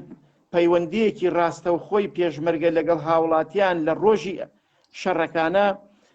پەیوەندیەکی ڕاستەوخۆ نەبوو بەڕاستی چکە خەڵک هەموو دێهاتەکانی چۆڵ کردو پێشمەرگەش لە ناو دێهاتەکانە لە ناو ئاوایەکانە شەڕی دەکرد بۆیە ینی ئەوەی کە بەڕێزت باسی ئەەکەی کە چیمان بە هاوڵاتیان وتووە بڵێ ئەوەمان بە هاوڵاتیان وتووە کە هەم بەرگریەکەین هەم دەبێ خۆشیان بپارێزن حتا زۆرێک لە هاوڵاتیان ئاگدار کرانەتەوە کە بڕۆنەوە لای مستەشارێک بە تایبەت ئەو جاشانەی کە لە ژێر دەسەڵاتی ڕژێمی بەعسا و لە ئەفواجی بەناو خەفیفە و کاتە وا ناوی بوو بتوانن خۆیان بپارێزن خۆیان تەسلیم بە سوپای عێراقی نەکەن ئەمانە لەگەڵ هاوڵاتیانە بووە بەڵام وەکو ئاماژەم پێکرد پەلامارەکان خۆناغ بە خۆناغ هێندە چڕ و هێندە پڕ بوو لەلایەن ڕژێمی بەعسەوە هەندێک جار هێزی پێشمەرگە فریای ئەوە نەئەکەوت بەڕاستی لە هەموو قۆڵەکانەوە بتوانێت بەرگری بکات و ئاگداری خەڵک بکات و چونکە ئەو کاتەنە وەسائلێکی ڕاستەوخۆ نەبوو بتانی هاوڵاتیان بە زووی مەسەل ئاگدار بکەیتەوە یا بە ماتۆر بوو یا بە شێوازێکی مەسەل لەو بابەتانە دێ بەدێ هەواڵ دەگەیشتە هاوڵاتیان بۆیەش واقعی ئەنفال کە بیری ئێستا بە عەقڵی ئەو کاتە بیری لێ بکەیتەوە کاک پەیمان بە عەقڵی ئەو کاتە بیری لێ بکەیتەوە ئەو بەرگریکردنەی هێزی پێشمەرگە کە لە توانای هێزی پێشمەرگە هەر ئەوە بوو بە کاملی قەناعەتەوە قەناعەتی هەبوو کە دەتوانێت چونکە چەندین چالاکی پێشتر کە ڕژێمی ڕووخاو لە هەشتاکان پەلاماری ئەدا زۆر بە کەمی سەرکەوتنی بەدەست ئێهێنا هەموو کار ڕژێمی بەعەس کە پەلاماری ناوچەیەکیدایە دەشکا بۆیە ئەم جەنگەش لەو منتەڵەقەوە لە عەقڵی ئەو کاتەوە بیری لێ بکەیتەوە لەو منتەڵەقەوە پێشمەرگە قەناعەتی وابوو دەتوانێت بەرگری لە سوپای ڕژێمی بەعەس بکات کە لە کاتێکە سوپای ڕژێمی بەعەس بە 3 فەیلقی هێنا بووە سەر کوردستان کە بە تەواوی ئابڵوقەی ناوچەکانی دابوو پەلاماری ناوچەکانیدا کاکە هاوڕێ من فرە مەمنونم لە حوزور ئینسانە سادقێک وەکو جەنابەت خەڵکە کەلاوی هەروە سادق بن بەڵێ لە ناوی جافەکانە ئەژیت و جافەکان قسە خۆشن حەز بە قسەی خۆشەکەن با قسەی خۆشێکە بۆ تعریفکە مەم داستانە تۆ دوو قسەی خۆشەگرێت و بابەتی تعریفکەم ئێمە لە ژێرە بۆمبارانە دەوڵەتە عێراق بووین لە کرماشان دەرمانخۆری فرێ بووی پێیانەوتن معتاد فرە قسەیان خۆش بوو لە کرماشان 3-4 دانە زدە هەوایی تیا بوو زدە هەوایی قۆڕەکان تەقەیانەکرد لە میراژ زدە هەوایی ئەم کالیبرە 50 و ئەمانە مەسەرەن کالیبرە 100 و ئەمانە هەرچی نازانم ناویان چی بوو تەکلول و دوولول و چوارلول بوون ئەمەش هەر کە هەواپەیمای عێراقی ئەهاڵ کابرا پێ ئەنا بە پەدالەکە لە ترسا تڕئیگر بەم ئاسمانگە و حەچێکیشی نەیەخست خەڵکی کوشت دانێ معتاد وتوی وڵی کە سەروەلی نەشیون خۆی زانی کوورە بکوتی وتی و بەریدە سەری دێ مەشێوێنە خۆی ئەزانی کوێ بکوتی یعنی ئەم کارەی تۆ یەکەیە خەریکی سەری دێشێوێنی ئەو کارەی ئێوە کردکتانە قوروان سەرتان لە کاورا شاوتگە ئێستا ئەرستانەکەم ئێمە خۆمان ئێژین چۆڵکەم مەکە بە کونە زەردەواڵە بالێت نەهاڵۆزێ ئیسە من ئەگەڕێمەوە سەر 2 نقطە و ئەممان ئەگەڕێمەوە سەر جەنابەت ئەوەی جاران ئێوە ئەوانتانە شکانگە ئەمە بازی بووگە ئەوانە هیچ وەخت نەشکیاگن بە 4 دانە تەقە ئەمە بازی بووگە ئێوە بمێنێنەوە وەلی ئێستا با بێمەوە سەر نقطەیەکی تر کابرایە کەس مەولانای ناوە جەناب و لەوانەیە هەر حەزت پێ نەکردوێ نەیناسی یەسری مەولانای یەسری شعرە تۆڕەهاتی هەست دانریاگە داستانێکی هەست بە ناوی داستانی موسا و شوان ئێژێ موسا لە جێگەیەکان خەریک و ئەڕووی شوانی خەریک و دوعای ئەکرد بۆ خوا دید موسا و یەک شۆبانی ڕابراوک و هەمی گفت ئەی خدا و ئەی ئەلا تۆ کجاوی تاشەوە من چاوکەرت چاوڕقت دووزە بکەنەم شانە سەرت ئەی خوا وای تەکوێت تا من بوومە نۆکەرە لێباسەکانە بدورمەوە سەر شانەکەم سپێکانە بکوژم شیرە بۆ بێرم قاچە بشێلم دەست پێیەکە موسا قاوی لێکاویژێ لەگەڵ چی خەریکی ئەو قسانەکەی ئێژێ لەگەڵ ئەو کەسەی ئەم دنیا و جەهان و ئێمەی دروست کرد ئێژێ این چ کوفرەست و چ ژاوەژەست و فشار پەمبەی ئەندەردەهاونە خۆت فشار ئەمە چ کوفرێکە چ مەعاساتێکە خەریکی باسیەکەی پەمێ بخەنا و لۆکەی بخەنا و دەمە کاورای شوان تا ئیستە فکری کردگە خەریکە عیبادەتی خوا ئەکات لەم دەقیقەوە ئەزانێ کوفری وتکە شێتەوێ شێت ئەوێ سەر ئەنێتە بیاوان ئەڕوا ئیستا منیش ئەترسم کاکە هاوڕێ وەکەکەی موسا و شوانم لێ بێت بڕێ پێشمەرگەی دێرین دوو لە ئێوە ئەشنەفن دوو لە ئێوە ئەشنەفن شیت بوون لەم واقعیەتە چون کاورا تا ئەم دەقیقە پێیوا بووگە خەریکە عیبادەت ئەکا کاکە با من ئیسە داستانەکە جۆرێکی تر بۆ بێژم جەنابە ئێژی بەرەبەرە شکیاین دەرچوین دەیتوو شڕێکە ئەشکی بۆ ئەیکەی ئەمە یەک دوو بۆ تۆ نەد ئەزانی بە چواردانە کەڵاشینکۆف لەشکرێکە پێ ناشکێ ئەمە هەمووی فیلمە جاران لەبەڵەوەی ئێوە بمێنێنەوە ئیسەیشە هەر بە بیانووی ئێوە دوو تەقە ئەکەن و دەرەچن و خەڵکەکە ئەوەن و گشتی خەڵکەکە ئەکوژێت گشتی ئەکوژێت بزانە تا ئەم دقیقە ئێمە تێگەین ئێوە مەیدانیەن تەحلیل و فەرمانتان نییە تا ئاخرین فیشەک جەنابە فەرمووی ئەنفال تەواو بوو تازە ئێمە زانیمان ئەمە ناوی ئەنفالە خۆ بەس ئێوە نازان ڕژیمە بەعس حتمن تێ مردمە ئەکوژێ وا ئێژی نازانی وەلی مطمئنن کە لادیەکان وێرانەکەن بەڵام لێو دوا ئێژیت ئێمە بە خەڵکەکەمان و تو لادیەکان چۆڵکەن و لادیەکان چۆڵ کرد و ئێمە ناوی لادیەکانە شەڕمانە کرد بعد ئێوە ئەم خەڵکە بەجێ تێڵن و ئەڕۆن و ئەم خەڵکە کاول ئەکرێ ئەمە زانی چۆنە هیچ کوێی بە هیچ کوێ ناخوێنێتەوە نیشان ئەدا سەرکردایەتی ئێوە ئاگادارە ئەم پرۆژەسە و سەرکردایەتی یەکێتی و سەرکردایەتی پارتی و سەرکردایەتی مابەقی حیزبەکان ڕۆڵیان ئەمەسە بڕۆن لە هەر جێگەیەکا و چوار تەقە بکەن و شکاین و دەرچوون و خەڵکەکە بوون و ئەنفالیکەن پێدوانیە وابوو بۆ ئێمە وەک حیزبی شوعی نا وەکو حیزبەکانی تریش پێژە چون هەڤاڵانی تریشە لەلا بووگن ئاخر تەسەورکە کاک پەیمان حیزبی شوعی باوەڕی بە شەڕ و هێزی چەکداری و ئەوانە قەت نەبووە باوەڕی بەوە نەبووە تەنها بۆ پاراستن ئەو هێزە پێشمەرگە مەسەل دروست بووە چونکە ئێمە ئەگەر بگەڕێتەوە بۆ مێژووی هەفتاکان کە حیزبی شوعی پەلامارێکی زۆر درڕندانە دراو بە هەزاران کەوادری حیزبی شوعی توش بوو لە ناچاری هاتەوە کوردستان کە پەنای بردە بەر ئەوەی کە هێزی پێشمەرگە دروستکە بۆیە باوەڕی ئێمە زۆر جیاوازە لەوەی کە بە هێزی سەربازی واقعەکە مەسە ئەمری واقع بێسە کاکە چێگوارە کاکە بێسە هەل لە چەپ هەل لە چەپ تۆ ئینقلابە کوبات هەست هەل لە چەپە تۆ ئینقلابە بولشویکیە 1970 هەست هەل لە چەپە تۆ ئینقلابە ماوت سەتونگت هەست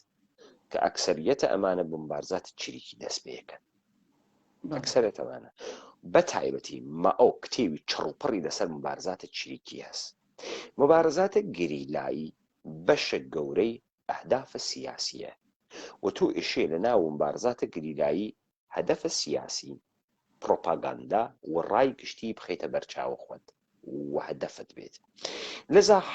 هیچ حیزبێکی چەپ نادۆزیتۆ مارکسیستی نادۆزیتۆ کە باوەڕی بە مەشی مسلحانە و حرەکەتە مسلحانە نەوێت و حرەکەتە مسلحانەیە کە بتوانێ ئامانجێ بەرەو ئینقلابە خەڵکی دروستکات ئینقلابە خەڵکی خب ئەسەر ناڕۆینە سەرەوەی کە حیزب شوعی چی کردگە چی نەکردگە ئیسە محاکمەی حیزب شوعی ناکەین ئێمە گەرەکمانە ڕۆڵە پێشمەرگە لەگرا بەڕەسیکەین بزانە ئێمە ئیستا لە جەناب و فەهمیمان تێگەیشتین کە هیچ کەسێک نازانێت یعنی ئەحزابە ئێوە ئاگادار ناکەنەوە تا دواین قۆناغە ئەنفال و ئێوە پێتانێژن کە ئەمە ئەنفالی ناوبوو و ناوێک لە سوورەتێکی قورعانی معنیە ئەنفالیش یعنی هەڵگرتنە ئەموال منقول و قەیرە منقول دوژمن غەنیمەت گرتن ئەمە معنیە ئەنفالە دروستە خۆ تا ئەگرا دروستە تێنە سەرە من جەنابە پێشمەرگەیەکی سادە بووی ئێمەشێ سەرزەمانێ خۆ پێمان وابوو حەز بەم حیزبانە ئەەکەین و خۆمان بە کادری ئەزانین و من تاوانێ ناخەمە پای جەنابە تۆ سادقان بۆ جەنابەت خەریکی سادقانە قساکەی من سداقەت لە وجودە جەنابتا خەریکم ئەوێنم و ئینسانێکی ماندوو بووی بەو تەفەکرە و تێگەیشتنی کە لە ئینقلاب تێگەی ئەسڵەن وا فکر نەکەیت و خوا نەخواسە لەگرا من خەریکم بەرامبەر بە جەنابە جۆرێکی تر هەڵسو کەوتەکەم کاک هاوڕێوان نییە من هەم بۆ تاریخە خۆت وەکو ئینسانێکی کوردی وەکو ئینسانێک کە سەردەمانێک ڕێگەی ئینقلابیگەریت هەڵبژاردگەوە پێت وا بووگە ئەمە مەسیرەکەتەوە کەوتکیتە ناوی تا ئەم دقیقە من بۆ ئەوە احترام قائلم بەڵام ئێمە خەریکی مێژووی هەڵ ئەتەکێنینەوە و لەم مێژووە هەم جەنابەت لێ فێرەویت هەم من لێ فێرەوەم و هەم خەڵکی خەریکە لێ فێرەوێ و ئێمە گەرەکمانە ئەو شتانەی کە شاراون کە شاریاگنەوە دەریخین تا ئەم ڕای گشتیە لەم ژەڵەژاوی و لەم پراکندگی و لەم نابودیە دەربێت تەوەجۆ فەرمووی ئێستا ئێمە بە سەداقەتە جەنابەت ئەزانین تۆ پێشمەرگەیەکی ماندوویت فیشەکە نامێنێ شەڕیش ئەەکەی و نازانێ ئەم شەڕە بۆەکەی جەنابەت دەیژی من تەسەورم ئەوە بوو ئێمە جاران ڕژیمی بەعسمانەشکان ئیسە ناتوانین نیشکێنین ئێستامانە هەرتێن و ناشکێن خب چیتان کرد ئیستا نەشکان لە هیچ شەڕێکا کە گەرەکتان و پەرێزگاریکە نەتانتوانی پەرێزگاری بکەن و فیشەکتان تەواوکو دوشکان دەستورە ئاخر چ بوو ئاخرین دەستور بە ئێوەکەی درا وەکوتم ئاخری دەستور ئەوە بوو کە ئەو هێزانەی کە لە شەڕا بوون بڕیار بە کشانەوە درا کە بکشێنەوە قۆناغ بە قۆناغ کە ئێمە کاکە هاوڕێ من معزەرەت مەز لە حوزوری جەنابە شەکەر لە میانە کەلامەت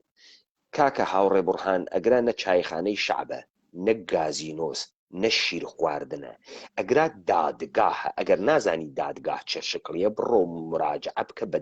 دادگا مدعی العمومی هەست مدعی العموم تەرحە ئیدعا ئەکا سوال ئەکا پرسیار ئەکا عەزیزەکەم ئەگرا چەلەحانی نییە و دیدارە ئازیزان و دانیشین و یەکۆ نقڵونەوات بخۆین کاکە فەرمایشاتەکە من سوال ئەەکەم تا خەڵکی بفەهمێ ڕاستی و دروستی لە نێوانەمە دەربێرێت کارە من ئەمەسەوە کارەکەیشم فرە خاسە زانم بابزانی فرە خاسەی زانم ئەگەر پێت خۆشە دانیشە ئەگەر هاتکی قسە و داستان و ئەو ڕۆژە و چوین و حەزمان پێکرد و فرەخۆش و ڕێواسمان خوارد و بەفرەکە دەسمانی تەزان و هاتکی ئەمە بشنەفی لای من دەسە ناکەوێ جێگەهایەکی تر هەن شەوچەرە دانێن و دیوەخانیان دانیاگە و باوەشێنە ئەوە ئەکەن عەزیزم تەوەجۆکەی بۆ یەک دەفعە واردە مەجلیسێک ئەوەن ئەدەبە ئەو مەجلیس ڕعایەتکەن بزانن ئەکوێ هاتکن و هەدەفە ئەمە چییە تۆ ڕای گشتیت تۆ نەفەرێکی ئەم سەرزەمینیتە بە ئەدەب و دانیشە تا فێر بووی سنگومە لە بەدەسوێ قەشەنگ بفەهمی چی ڕاستیەوە ڕاستیەکە دەربێری تا تۆ بفەهمی منم کارەکەم تۆ بفەهمی تۆ بتوانی ڕای بدەی تۆ ئاتکی خەو پیا بکەوێ ئەترسم دڵخێ تۆم کوولەکەیشە دانیاوێ خەریکی گوڵە بە ڕۆژە بخۆی ببەخشن کاکە من ئەو جوابم داوە بۆ خاتری وێم قسە فرابی سمارتکرانە بێت و لە دادگاکانە فەرمونون کاکە هاوڕێ عەزیز شەکەر لە مەیانە کەلامتانە بوو فەرمونون ببوونە کاک پەیمان ئێمە وەکو حیزبی شوعی ئەو پێشمەرگانی کە لە تۆ باسی خۆت بکە من کارم بە حیزبی شوعی نیە ئەسڵەن فەرامۆشی کە تۆ بەشێکی لە حیزبی شوعی با لەسەر نەکەفێ باسە خۆت بکە کەی بە تۆیان وی چۆڵیکە ئەمانە بە من بێژە لطفەن ئەخە تۆ پرسیارەکەی کاک بەڵێ ئاخر ئێژم نەوادا شتی بێژی سەرکردایەتی حیزبی شوعی پێت بێژێ وانە بوو خوخراو نائێژم نا زۆر ئاساییە عەزیزم ئێمە کە 24 دوا پەلاماری قۆناغی سێی ئەنفال بوو ئەو حیزبانی کە لە شەڕابوون بڕیاردرا کە ئینسحاب بکرێت بۆ سنووری قەرەداغ و بۆ سنووری ناوشوان کە ئێمە ڕۆشتین بۆ ئەو سنوورانە بە قۆناغ گەیشت ناویاکە بەداخەوەی تر ئەوەی کە گوزەرا سەرجەمی هاوڵاتیانی سنووری گەرمیان بەتایبەت هاوڵاتیانی قەرەداغیش کە لە قۆناغی دوو هاتبوونە گەرمیان هەمویان ڕۆشتن تەسلیم بە ڕژێمی بەعەز بوون هەموو ئەو هاوڵاتیانە لە چەندین موقعی جیاجیاوە لە قادرکەرەمەوە خەڵکێکی زۆر ڕۆیشت لە خورماتووە خەڵکێکی زۆر ڕۆیشت لە سمود و کەلار و کفری و ببوورە خەڵک چوو تەسلیم بوو ببوورە خەڵک چوو تەسلیم ڕژیمە بەعس بوو مەگەر خەڵک هاوڵاتی ڕژیمە بەعس نییە بوو چیژێ تەسلیم ڕژیمە بەعس بووێ مەگەر خەڵک یاخی بوو گە بە شێوەی ڕسمی لە ڕژیمە بەعس یا ڕژیمە بەعس وەختی دانیاگە وت کێسی لەم تاریخە و دەبێ بێنە ناوی شاری کەرکووک مەسەلەن و تاریخەکە بەسەر چووگە وا بووگە چۆن بووگەمە ئەم تەسلیمەی کە ئەڵی معنای هەیە کاک پەیمان هاوڵاتێک لە دیەکەی خۆی هیچ شوێنێکی تری نەبینەوە دانیشتووە ڕژێمی بەعز بە هاوڵاتی خۆی نازانێت ینی حسابی هاوڵاتی خۆی بۆ ناکات هاتووە دەیکوژێ واتە تۆ تەسنیەی ئەم بابەتە وا ئەکەی کە ڕۆیشتووە خۆی تەسلیم بە شارەکان بکات ینی دێهاتەکان هەموو ڕوبەڕووی ئەوە بووە بۆیە ڕۆیشتن تەسلیم بە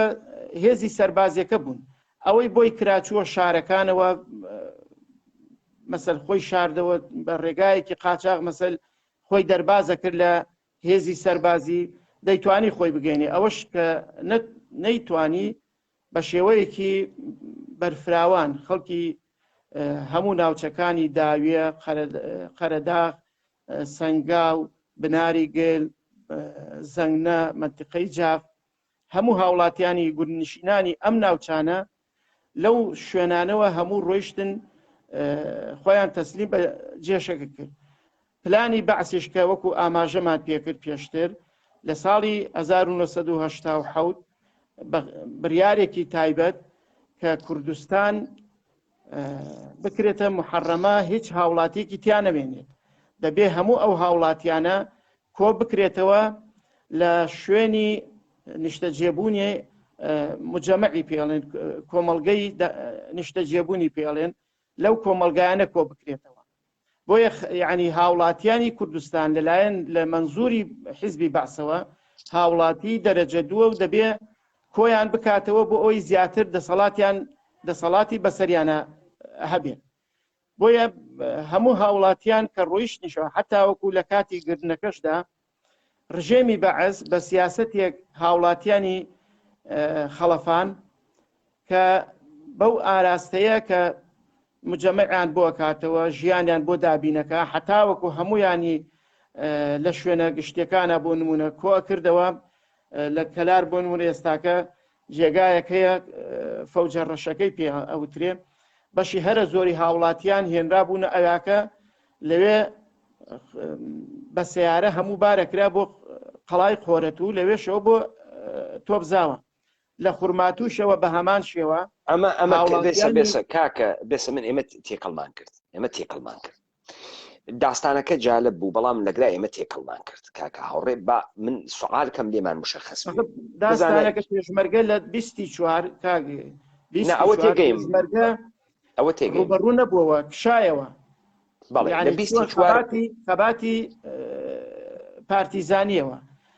پاشان هاوڵاتیان هەموو کە ناوچەکان گیران هەموو هاوڵاتیان تەسلیم بە سوپاکە بوو بێسە من سێ چواردانە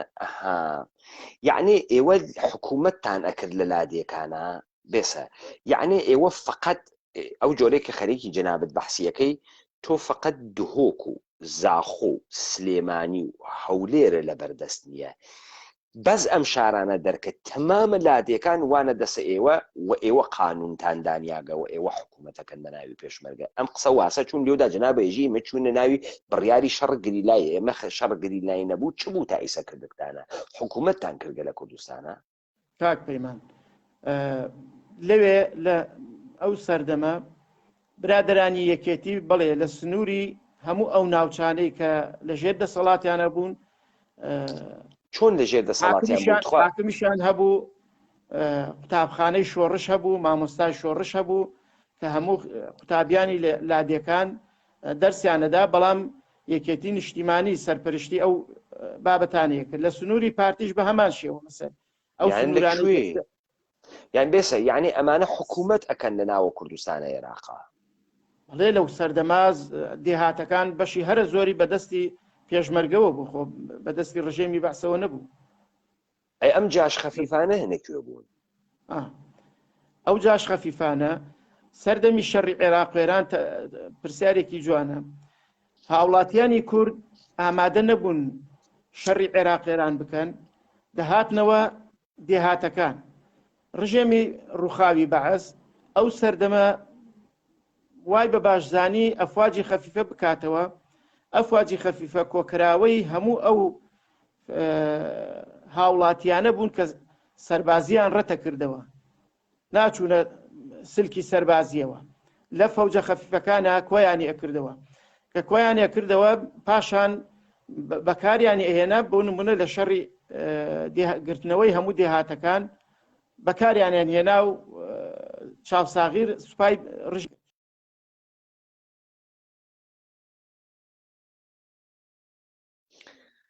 بەداخەوە کاک پێشڕە و قەت بوو بەداخەوە. ئەمیدوارم کاک پێشڕۆ بتوانێت بێتەوە و دەنگی منیش کەس بوو گە تا کاک پێشڕۆ بتوانێت دووبارە تەشریف بێرێتەوە سەر لە نوێ داوای کامەرا بکات. ئەمیدوارم دەنگە من ئەوەنە کەس نەبێت کە ئیشان دەنگە من نەبیسێت و تەشریف بێرێتەوە. داستانەکە خێرێ توولانی تر بوو و قوڵتر بوو و پیچیدەتر بوو.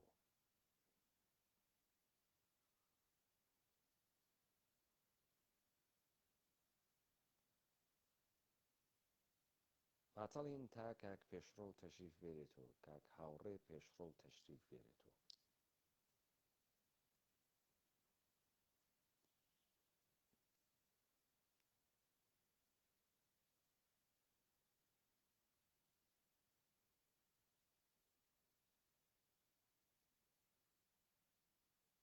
خۆ بزاهران کاک هاوڕێ پێشڕۆ و کەوتکەسە دەرەوە ناتوانێت تەشریف بێرێتەوە.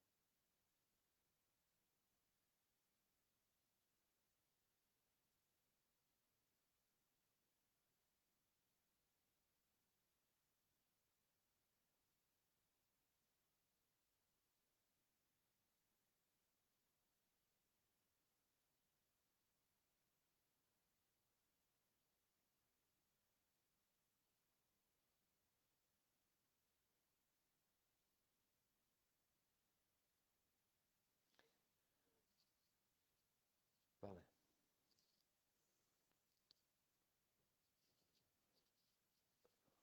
دەنگی کاک هاوڕێ پێشڕۆ نەماوە تەشریفیان بردە دەرەوە. یەکێک لە یارانە ئاخێز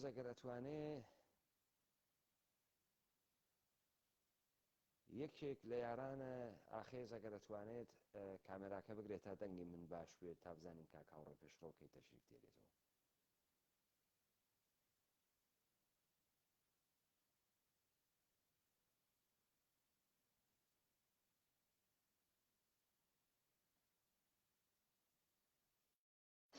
کاک حامد دەستان خۆش بێت. کاک هاوڕێ پێشڕۆ و ئومیدوارم کە بتوانی جارێکی تر تەشریف بێریتەوە لە وەسەتە قسەکان تا متعەسفانە ئێوە دەنگتان نەما و کەوتنە دەرەوە. ئەگەر تەشریفتان هاوردگەسەوە بێزەحمەت من ئاگادار بکەن.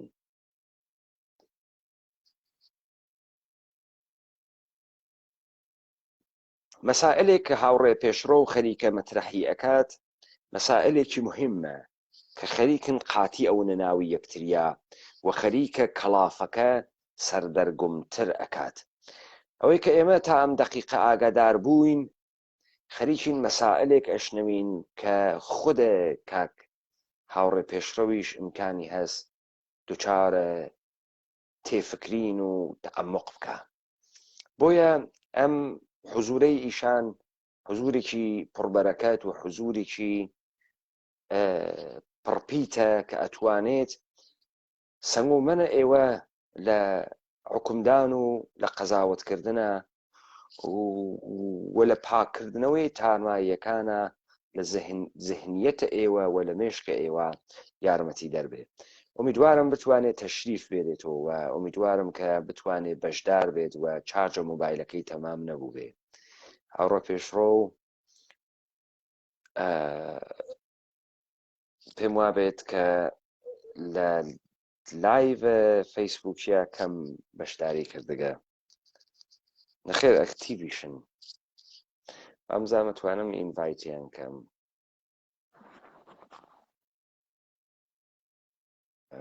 کاک حامد بوەخشنەوەیش باشێکم کاک پەیمان.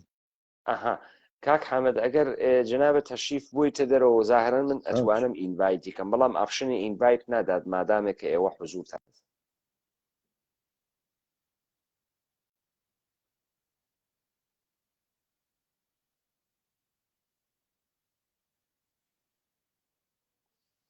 من ئینڤایتم هەنار دەگە بۆتان کاک هاوڕێ بەخێر زۆر داوای لێبوردنەکەین تۆزێک ئەشکال دروست بوو کاک پەیمان. ناخایشەکەم کاکە هاوڕێ بزانە من ئێستا خەریکە وەزعیەتێکم بەلاوە دروست ئەوێت حکوومەتکردن لە ناوە لادێکانە کوردستانە لە عمق سەرزەمینە کوردەوارە لە عمق ئەو کوردستانێک ئێوە پێژن کوردستان لە کاتێکا کە بە چواردەورە سنوور ڕەبایە ئەرتەشە عێراق هەست لە هەر ناوچەیەکە ئێشێ پایگاه و دەسەڵاتێکی عێراقی بوێت ئەمەی کە تۆ بڕۆی حکوومەت بکەی بەسەر تەمامە ئەم لادیانە کە ئەکەونە بەرە ئەنفال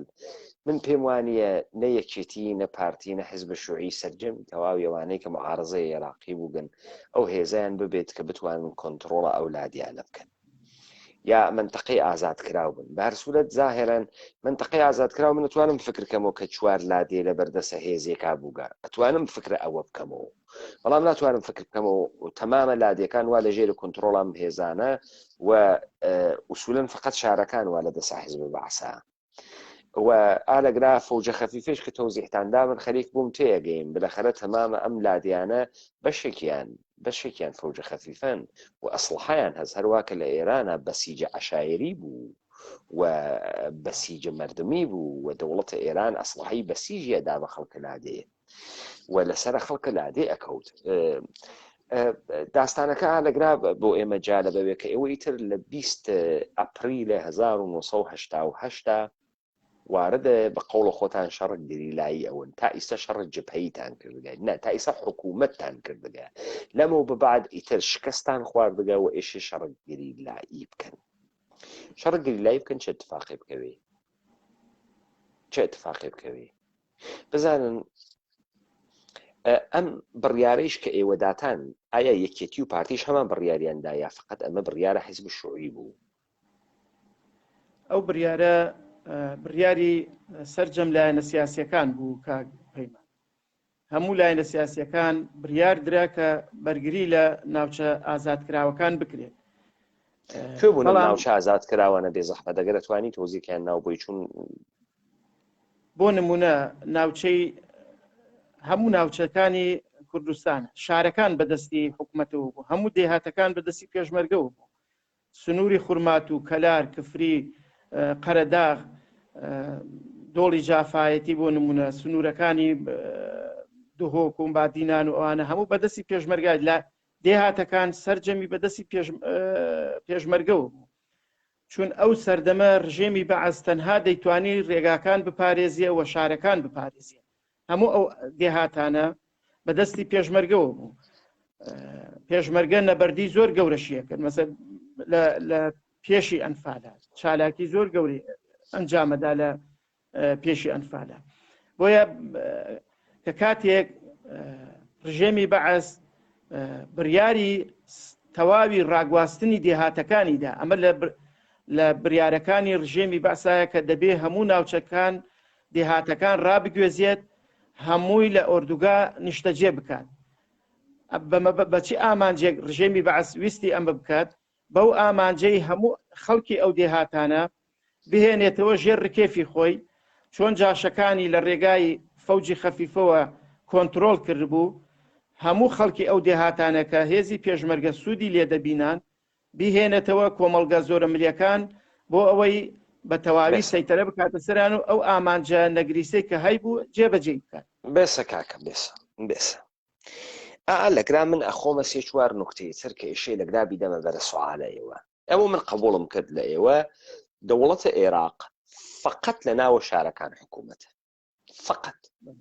سلێمانی هەولێر ببژێرە خۆت ببژێرە شارەکان ببژێرە بیزدانە ناکە شارێک ئەوەی قەزا و ناحیەکان و ئەوەکان هێزی مابووە. اوكي با من تحليل خوان بان بيت با من تحليل خوان بان بيت اول دفعه تا خلق تحليل من بزاني لمدادقا تحليل من امسه احزابك دروس اكرين بو كرد احزابك كدولة كان بو كردي دروس اكن بوچی لەبەر ئەوەی کورد بە شارنشینی و ڕاگواستنەوە ئەبێت بە دەستەمۆ لەمەی کە تۆ خەڵک ڕابکوێزیتۆ ئەحزاب نەقشێکی کامل و چڕوپڕەوێنن کۆمەڵە و دموکراتیش هەمان کارەکەن پەکەکەیش هەمان کارەکە خۆ بۆ ئیستا من تێمە سەر ئەمەی کە سوعال ئەەکەم وە جەنابەت جواب بدەیتۆ خب من قبول ئەەکەم ئێوە بە تەمامەم دێهاتانە حکوومەتتان کردگە دروستە خب بابێنە سەر ئەوەی کە بزانین ئێوە ئایا خەڵکتان تەسلیح کرد لەم دەورانە حکوومەتتانە دێ ئێوە ئشتێ لە ساڵە هەشتاوە ئەم ناوچەی ئازاد کراوتانە بوێت تا هەشتا و حەفت وانە تا ئەپریلە 1970 وانە ئێوە 8 ساڵ حکوومەتتان کردگە براکەم تۆ ئێژی ئێمە مامۆستای شۆڕشمان بوو سوال ئایا ئێوە هێزێکی نظامیتان هەر لەو منتەقە واگر کەسە دەسۆ دروست کرد دواومە دەرۆجاری تا بڕۆم هێزێکی نظامیتان دروست نەکردگە هەدەفە ئێوە لە حکوومەتت لەم لایادیانە چ بوو قۆناغە بەعدیتان چییە ئێشێ شارەکان بگرنەوە یانە بالئەخەرە ئینقلابت دەهقانی شارەکان ئەگرێتەوە بۆچی ئێوە لەوێ دانیشتکن و پاڵتان داگەس و کزە و کەواوەکەن تۆ خەریکن کزا و کەواوەکە مەسەلەن مەسەلەن تۆشی پلانێکە بوێت تۆ ئێژیر لەم سەرزەمینە کوردەوارە ئەوەی وا لە لادیا ئەوەی وسعەتە جوغرافیایی سەرزەمینە کوردەوارەوە لە دەست پێش بەرگا دێ ئەم ئیستێشی ڕێخستنی کردوێت ئەرتەشی دروست کردوێت ئەرتەشەکەی بوویەوە 1 ملیۆن نەفەر ئامادەوێ شارەکان فەتحکاوە بڕا بەرەو بەغا ئەم پلانە مەوجود بوو ئەگەر نەبوو خەریکە چ بوون خەریکم باوەشێنی چیتانە کرد ماتەڵە چ بوون با من یەک نوکتە توێ بێژم ئەگەر من دەوڵەت بم و ئەگەر تۆ سنووری لە من داگیریکەی و هەر لەوێ پاڵە داوێتەوە بوو خوات تۆ ئەربابە ئەوەی تۆ من ئەربابەگرا من ئەم ئەربابیە لە تۆ ناتوانم قبوڵکەم ئێژێ دەروێش لەگەڵێنێکە ئەنون دوو پادشا لە سەرزەمینێکە ناتوانێ بنوێت تۆ مەشایە بیرە لەوە کردایەتەوە تۆ یا ئێشێ پەلامار بدەی و شار بگری و ڕژیمە بەغا چۆکی پێدا بێنیت و بیخەیی یا ئەوەی کە چۆڵیکەی بڕۆتە دەرەوە دەنا ڕژیمە بەغا تێتۆ بەملتا و تێتۆ بەملتا ئەمە تحلیلە مە پێژن تحلیلی سیاسی من فکر ناکەم ڕفقای حیزب الشوعی کەمتر لە ترۆتسکی بوون هەن لە پۆڵخانۆف کەمتر نییە خۆ حتمما کە دائانیشتنی تر لە پۆڵخان خەڵکە ئێمە کە دائانیشێ بە تایبەتی ئەوەی کە خۆی بەسەرکردە ئەزانێ حتمما لە سەتح ڕووسیە و گازپرۆم و یاڵەتە متحدەیە ئەمریکا و کورەی مریخ و ئەمانە تحلیلەکە تۆ ناوچەی ئازادکراوت بووگە پلانت لە ناوچەی ئازادکراوت چ بووگە تۆ ئازادکراو یانە حکوومەتە کردێتتر بۆخوا ئەرباب بوو یا هاتوکیت و چووگیت و حکوومەتە کردکە و سەرانە گرکە و نان و خوارگە و هەرچی پلانە بەعدی چییە تۆ فکر ناکەی دوژمن تێت و چیەکە یا ئەمەی کە قسەکەی من دروستە اتفاقەن تۆ وایتە ئەوێ تۆیان بۆیە هێش کەسە و ئەم بازیە مشک و پشیلەتە کە توا ئەکەن تا بە بەهانەیە تۆ ما بەقیە سەرزەمین و کوردەوار و مردم و کوردەوار نابوودکەن ئێستێمە خەریکین بەرەبەرە بەم سناریۆ پێیەوەین تخوا کاک هاوڕێت دا پێمان بێژە ئێوە چیتانە کرد لەم حکوومەتەیەتان کرد پلانەکەتان چ بوو قۆناغە بەعدی چ بوو زۆر سوپاس بۆی ڕوونکردنەوەکە بە جوانی بدەم کاتم بەرێت چونکە تۆ مەجالەکە زیاد بەخۆ دەدەی قسە زیادەکەی بەڵام مەجال بە من کەمە هێڵیتەوە کاکە هاوڕێ ئێوە 40 ساڵ حسا لە 100 ساڵە خەریکن قسە ئەکەن 280 تەلەڤیزیۆنتان خەریکە خەڵکی بۆمبارانەکە من یەک نەفرم یەک تریبوونم جنابەت دا هاوڕێیەکی شۆڕژگێڕی چەپی کۆمونیستی ئەمە تریبوونە خەڵکە ئەمە سە تریبوونە تەبەقەیە کارگەر لەم تریبوونە تەبەقەیە کارگەرە هەم ئێشێ تەحملت دەبێ هەمیشە هاوکاریمان بکەیت ئەوە من قسەکانم کرد بڕاتە سەرم مەسیرێ چون سوالەکەم مشەخەسێ ئیستە بفەرمون و هەر چنێکیش کاتەگەرەکە ئێمە وەختمان هەستا بەیانی من وا هەست دەکەم تۆ شەرعیەتێ جۆرێک لە شەرعیەت بە ڕژێمی بەعس ئەدەی لە قسەکان تا وا بینم یعنی شەرعیەتێک بە ڕژێمی بەعس ئەدەی کە ئەوەی کردووە لە کاتێکا پێویستە پەلەمەکە با من جوابت بدەمەوە ئیجازە بدە من خەریکم بە گوێرەی یاسا قسەت بۆکەم ئاغا گیان ئیجازە بفەرموو کاکە ئەنگێکە دەی ئیجازە فەرموو جنابت ناتوانی ئیجازە بدە جنابت ناتوانی هەم پێشمەرگەوی هەم حاکمووی ئیجازە بدە تۆ ئیشی یا ئینقلابی قسە بکە یا حکوومەتی قسە بەڵێ فەرموو ئەتەوێ بۆ دڕون بکەمەوە ئەبێ کاتم بێتێ بەڵێ ڕژێمی بەعەس ئەگەر عەقڵیەتی ڕژێمی بەعەس نەخوێنیتەوە ڕەنگە لە ڕوانگەی حیزبە سیاسیەکانەوە سەیری قەزیەکە بکەیت واقعی حیزبە سیاسیەکان سیر بکەیت ناگەیت بە ئامانج دەبێ عەقڵیەتی پاوەندخوازی ڕژێمی بەعەس بخوێنیتەوە ئەو کات بۆ دەرەکەوێ تەعاملی هێزە سیاسیەکانی کوردستان بۆ بەو ئاراستەیە مەسەرە ڕۆیشت ڕژێمی بەعەس کاک پەیمان نازانم چەند تعریفی ئەزانی تو چۆن لێرە خاسە زانم پاوەنخوازیش نییە تۆتالیتاریزم نییە ڕژێمی ڕووخاوی پاوەنخوازیانی تۆتالیتاریزم دروست ئاگەن کاری من لە سەرەتای بەرنامەکۆ باسم کردووە کاری لەسەر داگیرکردنی کوردستان و لە ناوبردنی میلەتی کورد کردووە بەم ئاراستەیە کاری کردووە بەڵام کە کاتێک لە شەڕی عێراق ئێرانە بوو توانای ئەوەی نەبوو ئەو سنوورانە بپارێزیێت تەنها شارەکانی بەدەستەوە بوو بە شێوازی زۆر جیاواز تەعاملی لەگەڵ خەڵکی گون نشی ناکە خەڵکی بە هاوڵاتی خۆی نەئازانی خەڵکی دێهاتەکانی بە هاوڵاتی خۆی نازانی هیچ پرۆژەیەکی خزمەتگوزاری لە تەمەنی ڕژێمی بەعسا بۆ ناوچە کوردستانەکان نەکردووە یعنی هیچ پرۆژەیەکی خزمەتگوزاری هیچ کارگەیەک هیچ مەسنەعێکی لە ناوچەی کوردستانە دروست نەکردووە ئەوەیشی هەبووە لە هیچ سەردەمی عەبدولکەریم قاسم بووە بۆیە خەڵک کە شۆڕشی کردووە حیزبەکان کە شۆڕشیان کردووە لەسەر ڕەوایەتی کە داکۆکی لە مافێکی ڕەوای میلەتێک کە میلەتێک لە ژێر دەستی ڕژێمی بەعسا بەرەو لە ناوچوون و لە ناوبردن ڕۆیشتووە بۆیە ئەمە دەبێت تێگەیشتنێکی ورد و قوڵمان هەبێ بەنسبەتی ئەوەی کە لە کوردستان مەسەل پێشی ئەنفال حاکمیت هەبووە ئێمە وەک حیزبی شیوعی لە ڕاستیە بەشدار نەبووین لەو حاکمیتە بەڵام بەڵێ هەبوو یەکێتی و پارتی ئەو سەردەمە بە حکمی ئەوەی هێزیان زیاتر بوو حاکمیەتی ناوچەکانیان دێهاتەکانیان نەکرد بەڵێ سەرانەشیان وەرەگرت مامۆستای شۆڕش هەبوو نەخۆشخانە هەبوو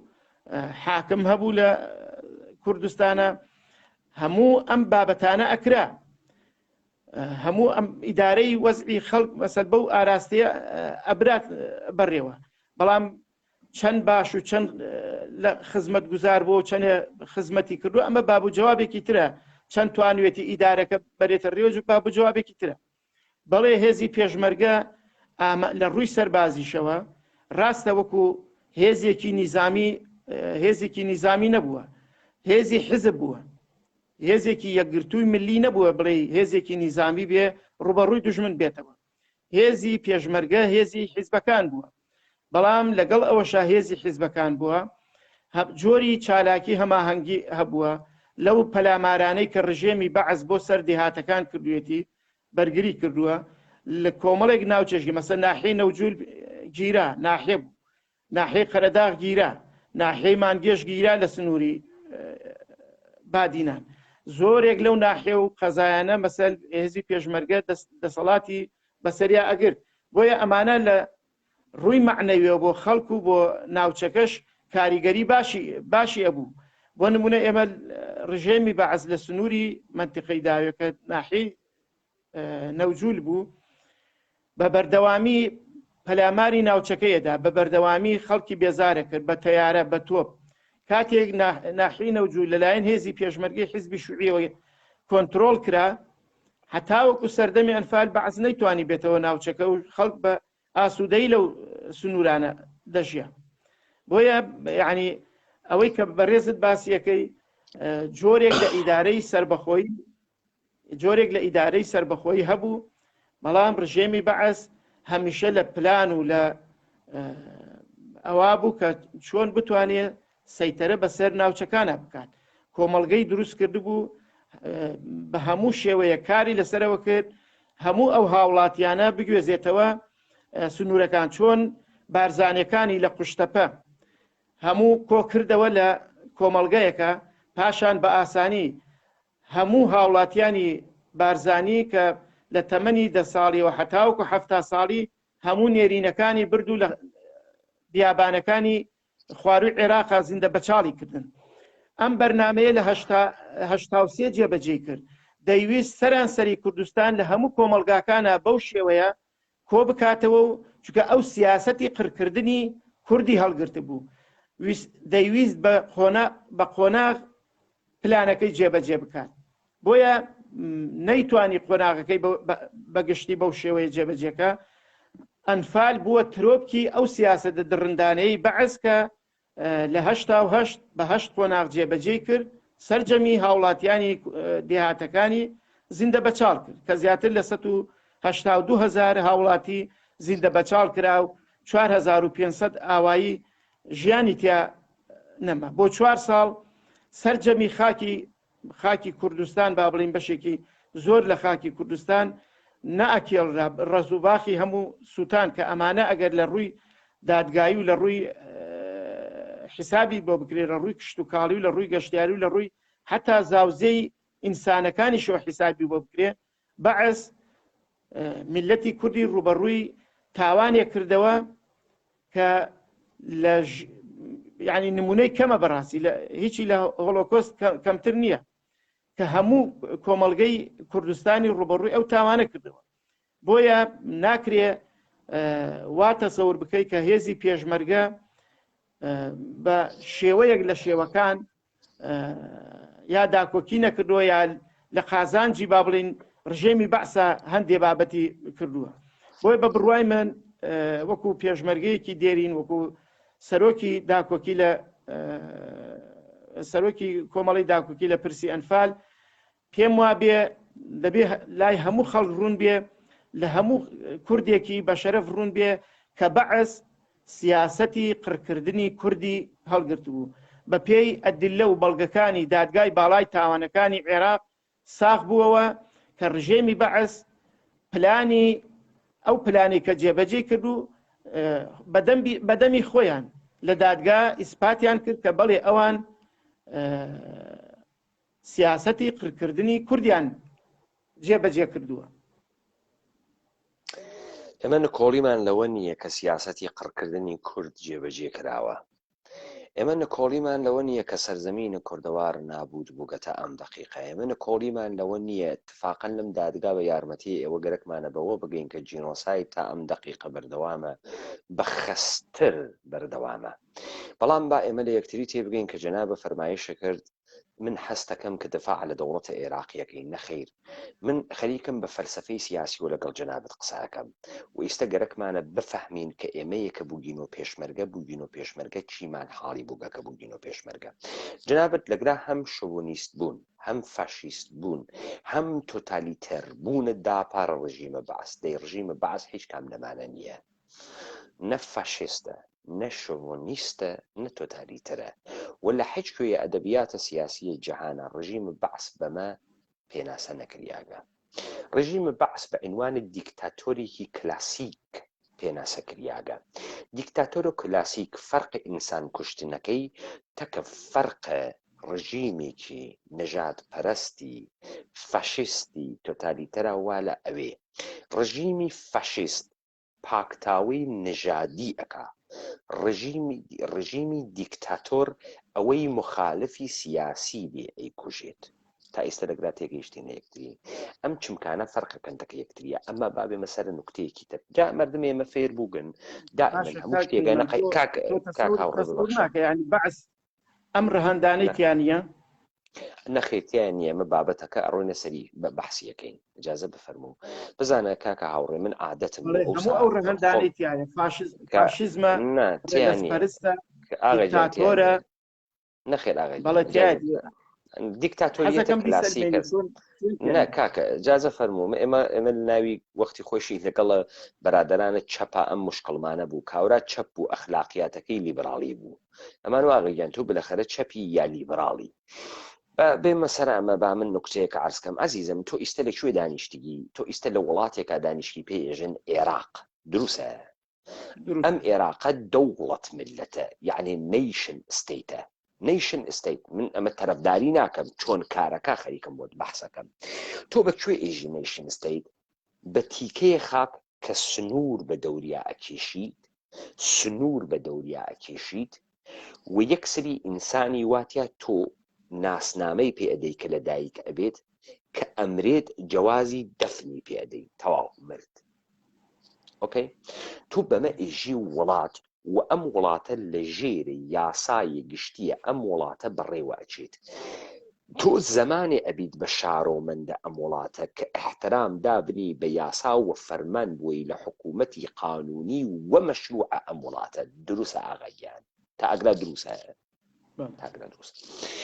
ڕژیمە بەعسە عێراقی وا لەسەر کارە لە ناوە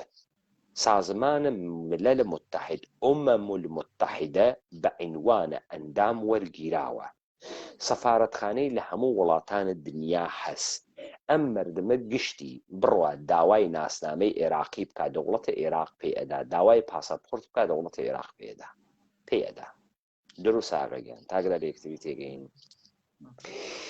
دەوڵەتە عێراق ئیستە یەک اتفاقی تیاکەوێت کە دیکتاتۆریەتە کلاسیکە، مەجالە فعالیەتە سیاسی بێجگەل لە ژێرە حیزب بەعس بە هیچ کەس نادا. بابزانی لە زمانە حەمەڕەزای پەهلەوی، لە زمانە حەمەڕەزای پەهلەوی یەک حیزبی دروست کرد بە ناوی حیزبی ڕەستاخیز، وەکو حیزبی بەعس، وتی هەر کە گەرێکی حیزبایەتی بکات بڕاتە ناوی حیزبی ڕەستاخیز. ڕژیمە حەمەڕەزای پەهلەوی بە عنوانە ڕژیمە تۆتالیتەر یا ئەو چمکەی کە ئێوە لە تەرجمەی تۆتالیتەر بە ناوی پاوان خوازداتان نیاگە تعریف ناوێتەوە، لە فەلسەفەی سیاسیا تعریف ناوێتەوە. ئاغاگیان بابێنە سەر ئەمە. ئیستە عیدەیەک ئێژن لە گرا قەبزە سیاسی مەوجودە، فەزایە سیاسی بەسیا دەسۆ و ئێمە حەقمان هەست وەختی حاکمیەت ئیجازە نادات فەزایە سیاسی بکرێتەوە، ئێمە بەرعەلەیهە حاکمیەتێ کە دەسەڵاتی قڕۆخ کردە بۆ خۆی و مەجالە دموکراتیک نادا کە ما بەقیە نەزەراتە سیاسی خۆیان ئێرا بدەن، ئێمە بوێسین و مخالفەت بکەین. دەوڵەتە عێراقی حتمما ئێژێ ئێمە لە ناوی قانونە عێراقا ڕێگەی ڕادەربڕینمان دانیاگە بڕۆ بە ڕێگەی یاسایی ئەم کارە بکە. حتا دەوڵەتە عێراق انتخاباتی ڕیاسە جمهوری بەرگوزارەکە سەدام 99 هاورد. ئەزانم نەمایشی بوو، ئەزانم درۆ بوو، ئەزانم. بزانە ئاغاگیان تۆ هاتگی لە بەرامبەر ڕژیمە سەدام حوسێنا قیامت کردبێ. طبیعەتەن ڕژیمە سەدام حوسێن مخالفینە نظام ئەکوژێ، مخالفینە نظام ئەکوژێ. پێتیان یەوت چی؟ پێتان یەوت مخەڕب. وانە ئێوەیە مخەڕب سوعالە من ئەمەسە، ئێوەیە مخەڕب گەرەکتانە ڕژیمێکە ئەعلامی شەڕی کردە لە بەرامبەرتانە بێسن. ڕژیمە سەدام حوسێن بۆ خاتری ئەوەی شەرعیەتە حکوومەتیە خۆی بێڵێتۆ ڕەشەکوژی و میلەتکوژی ناکا، ڕەشەکوژی و میلەتکوژی ناکا. ئەو ئێژێ خەڵکە کوردستان شیمال الحەبیب خەڵکە عێراقن. بۆیە بڕۆ لە سلێمانیا خەڵکی معاش وەرەگری، بایعی وەرەگری، پارە وەرەگری و ئیداتێ گرتگیانە خەڵک گرتگیێسی پەلەمەکە. تەنانەت ئەمانە ناواتە سەربازی، ئەداوە دەرە قنە کاورایە شیعە ئەیواتە جبهە ئەیداوە کوشت، ئەمانە کاتە جاش خەفیفە و پاریشیان پێ ئەدات تا ئەگرە لە یەکتری حاڵی بوون. خب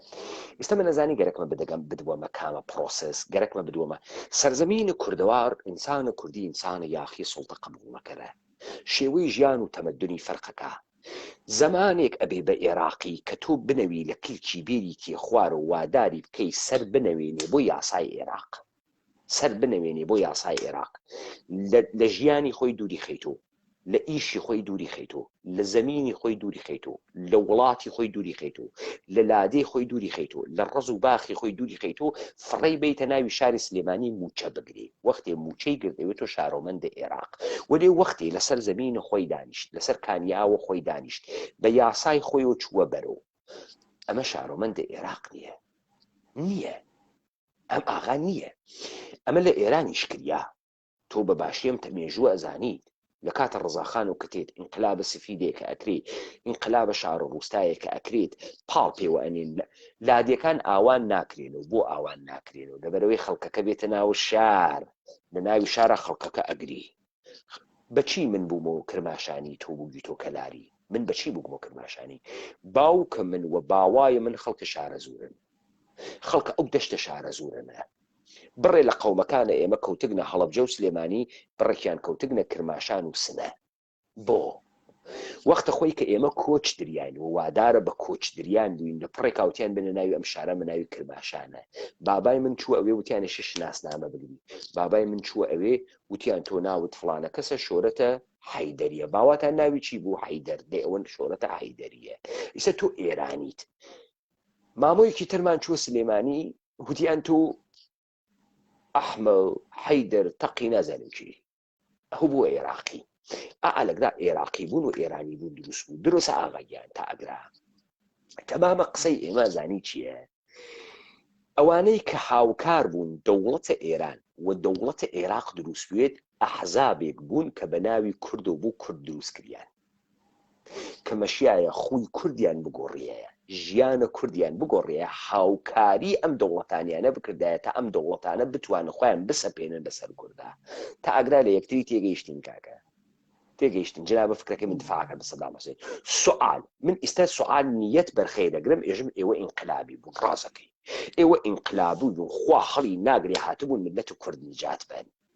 سوال تۆ چۆن حکمڕانیەکەی 8 ساڵ بەناوە ئەم لادیانە بیر لەوە ناکەیت و قۆناغی بەعدی چییە تۆ چۆن بیر لەوە ناکەیت و ئەم ڕژیمە سەدام حوسێنە بالئەخرە پەلاماران مردمەدا دوو پادشا لە سەرزەمینێکە یەک تەحمل ناکەن یا من ئێشێ ئەم بخسێنن یا بزانە من ئیستا دەسم بردە حکوومەتە حەلیم بخەم دەوڵەتە ئێران بخەم سرە تێڵاکەم لە بنەوە گرتگە لە ناوەڕاست نەمگرتگە لە بنەوە گرتگمە هەر کەتی تێڵاکان بە تەوقی سەریا قۆناغ بە قۆناغی ژەڕۆمە بەرەوە سەفتیش گرتگمە خەیلی سەفت گرتگمە دیارە من گەرەکمە بیان خەم ئێران بخەم عێراق بخەم گەرەکمە بیخەم من یەک نەفرم ئیرادەم کردم کارە بکەم چۆنە ئەمانە ناوچەی ئازادکریاگیان هەست تۆ بە من بێژە پلانە ئێوە بۆ قۆناغە بعدی چ بوو پلانیان چ بوو ئەمانە نێسیان ئەی چۆن بێسە کاکە ئەمانە پلانیان نییە ئەمانە وێسیاگنەوە بە دیارە پوڵە ئێران تەقەی ئێران فیشەکە ئێران ئەی چۆن ئەمانە هەر وەختی تیان تێگیرێ دەرەچن کاکەگیان من ئەم هەموو لادێ وا لە بەردەسما ئەم هەموو کوردەوا لە بەردەسما ئەتوانم سەربازگیریان لێ بکەم ئەتوانم پەلامارە سلێمانی بم بڕۆم سلێمانی ئازاد کەم بڕۆم هەولێر ئازاد کەم بیکەم بە شەڕی ملی و شەڕی ئومەتی کاکە مەگە تۆ ئینقلابە ئۆکتۆبر نەبیستگە تۆ مەگە شەڕە ماوەت نەبیستکە دەی تۆ چۆن ئینقلابە توودەی دروستەکەی دەی تۆ تەمامە لادێکان وا لە ژێرە کۆنتڕۆڵتا یاڵڵا ئێشەی گشتی مسەلحکەی بەرەو شەڕ ملی و مەیهەنی شەڕ تەبەقەیە کارەگەر ئینقلابە تەبەقەیە کارگەر بۆ نایکەی بۆ ئەوێسی و بۆ ئەم تۆ لە هەر کوێ شەڕەکەی شەڕەکە خەسیاگە دووڕیاگی وەری خەڵکەکە کاولەوێ دەی چون تۆ گەرەکتە خەڵکەکە بکەیت تۆ عێراقی ساڵە 2003 ساڵە 2003 دەوڵەتە عێراق نەما تەواو دی بەعسفیکەیشن کردیا تەوەسۆتە پۆل برێمر دەوڵەتە عێراق نەما بەعسیەکانیش گشتی دەرکردیان کێ دەوڵەتی عێراقی دانیاوە کێ ئیستا خەڵکی کوردستانی کردگە بە عێراقی کێ کردگیسی بە عێراقی پارتی یەکێتی و تەمام ئاحزاب ئێوە ئیستا عێراقین دێم شەڕە چ بوو لەگەڵ سەدام حوسێنەتان کرد بۆ لەبەر خاتری مەسعودی بارزانی بەسەرتانە حکومکە مەسعود بارزانی فرە قەشەنگتر بوو لە سەدام حوسێن دێخۆ مەسعود بارزانی ئەو لەسەر سەدام حوسێن 2 متر باڵایسی بۆ ئەو کارتانە کرد سەدام حوسێن نەعادڵ بوو مەسعود بارزانی عادڵە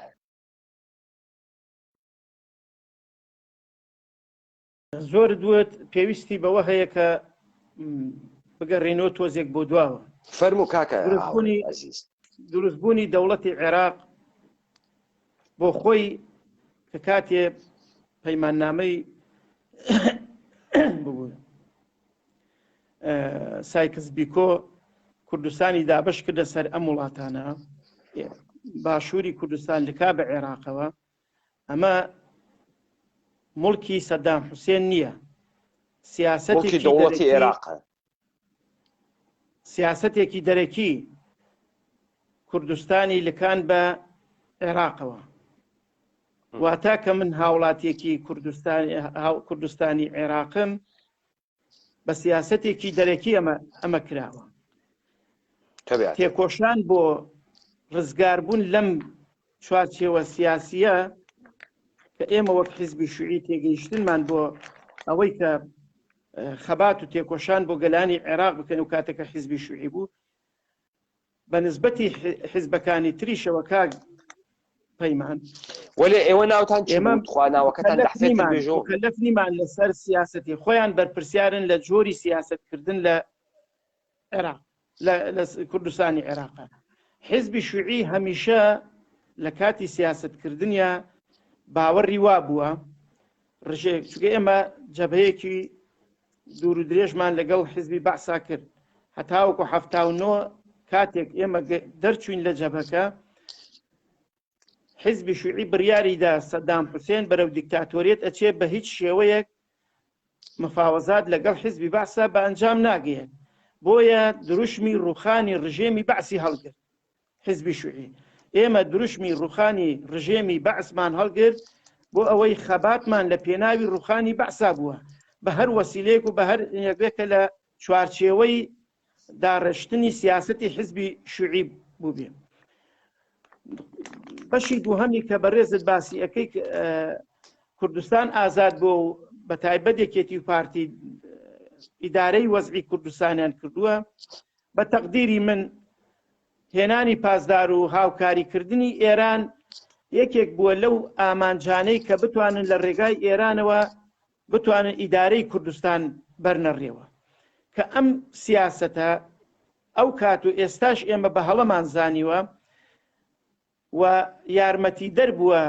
یارمەتی دەربووە بۆ پەلەکردنی ڕژێمی بەعس لە جێبەجێکردنی تاوانی ئەنفالدا یارمەتی دەربووە سەدام حوسێن ڕەگەزپەرست بووە بەڵێ تەنها ڕەگەزی خۆی ویستووە نەشیعان نە کورد نە کاکەی نە کوردی فەیلی کاوە مێژووی دادگای باڵای تاوانەکان هەموو ئەو ڕاستیانەی سەلماندۆ کە ڕەگەزپەرستە حیزبی هەموو ناوچەکانی تعریب کردووە ناوچەکان دیموگرافی ناوچەکانی شێواندووە بەڵێ حیزبێکی شۆڤێنیە بەو معنایی کە یعنی ئستالینی شۆڤێنی بوو لە نەزەر حزب شوعیوە ستالین شۆڤێنیست بوو فاشیست بوو ئێمە ئستالین لە ساڵی 1930 هەر بۆ ئەوەی کە بزانی چون ئێمە چەپین و لەسەر بەستەرە چەپواتگەین لە 1930 تا 1937 بۆ 7 ساڵ رووسیەی بردە ناوە مۆدێرنیزاسیۆنکردن چی کرد؟ تەواوە ژیانە جوتیارانی لە بیندا لەبەرەوەی کۆچیان باتە شارەکان بیان کاتە پرۆلتەر لەبەر ئەوەی احتیاجی بە سەنعەت بوو لە یەک قەڵەما لە ئوکراین 7 ملیۆن نەفەری کوشت تۆ بەمە ئێژی چی؟ خەڵکەکەشی بردە گولاک تۆ بەمە ئێژی چی؟ لە دەورانە ئستالینە زیاتر لە 40 ملیۆن ڕووسی کوژیاگە تۆ بەمە ئێژی چی؟ فەشیزم بەمە ئێژی نەتەوە پەرستی بەمە ئێژی چی؟ بەمە ئێژی شۆڤنیزم ناغیان تۆ بە حیچ کام لەمانە ئەوە نایژی تۆ ئێژی ڕەفیق ئستالین مەشیایە مۆدەرنیزاسیۆنی بکردایە لە جامعە و مەشیایە ئەو کارەی کە سەرمایەداریە تێزارینەی کرد خود دەوڵەتە کۆمونیستی ڕووسیەوی کردایە دروست ئاغایان بۆچی ئەم کارانەی سەدام حوسێن کردگێسی لە ژێرە ناوە مۆدەرنیزاسیۆن فەرموو قەتڵعامی کێ کرد ستالین لە یەک قەڵەمە 7 ملیۆن ئوکراینی لە برسا کوشت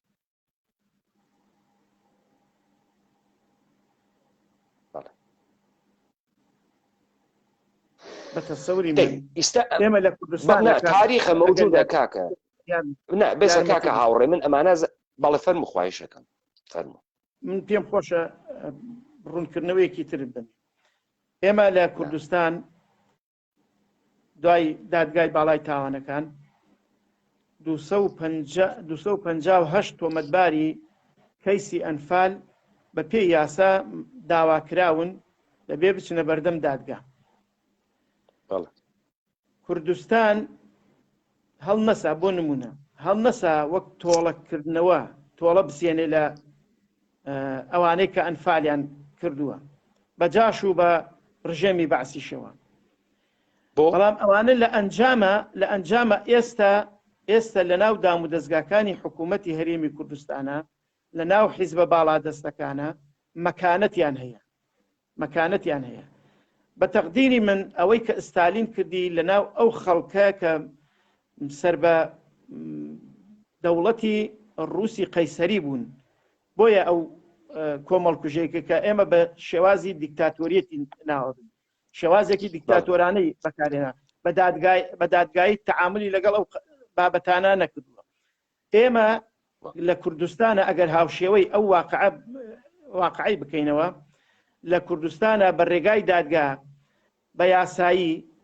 ئەم تۆمەتبارانە داوا کراون بەڵام سەرکردە سیاسیەکانی کوردستان کە ئێستا لە دەسەڵاتن ئامادە نین ئەم تۆمەتبارانە تەسلیم بە دادگا بکەن کە ئێستا بوونەتە بارێکی قورس بەسەر هەم حکوومەتەوە هەم حیزبە سیاسیەکانەوە کە بەسەر کە سوکاری ئەنفالکراوەکانیشەوە بارێکی قورسن کە لە ڕێگای یاساوە جەنابەت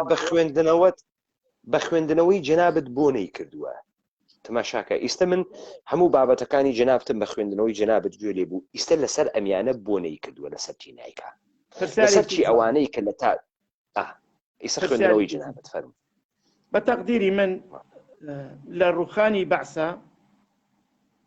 ڕووخانی بەعسا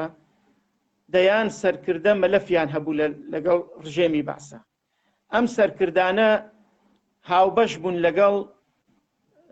مستەشارەکانە ئەوانەی کە دەستیان لە ئەنفالە هەبووە بۆیە ئەمانە ئێستا لەناو دەسەڵاتی حکوومەتە کاریگەریان هەیە دەیان پارێزن لەلایەکی تریش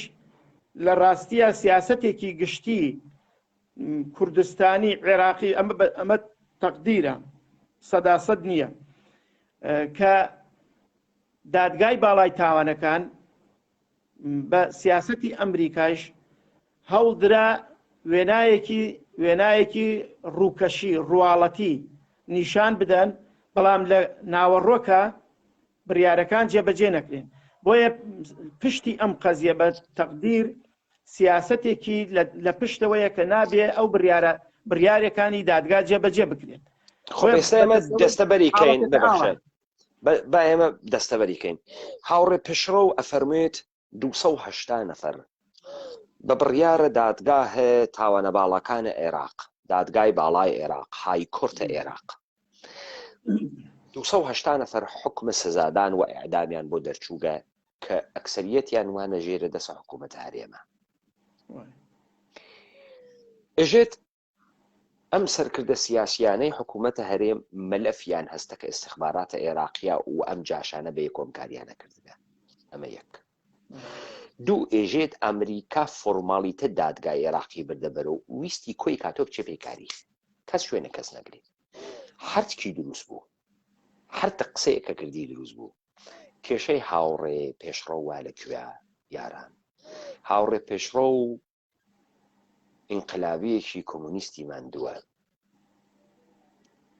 ئەو قسەی من کردم هەمان قسە بوو کە جووا بە هاوڕێ پێشڕەوی ئەداوە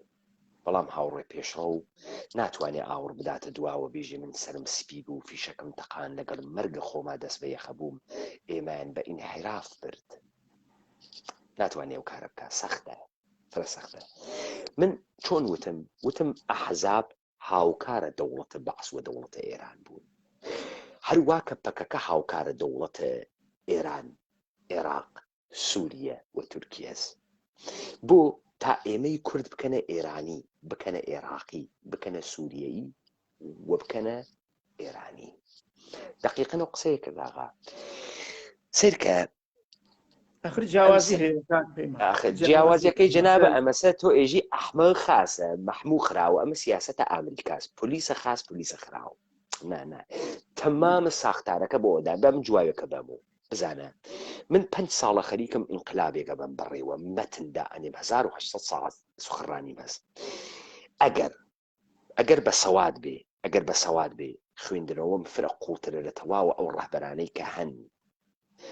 بۆ من $1,000,000 نییە زەمینم نییە چەکم نییە ئەسڵحەم نییە و ناتوانم 1000 نەفەر مسلح بکەم چون دەوڵەتێ پێم نادا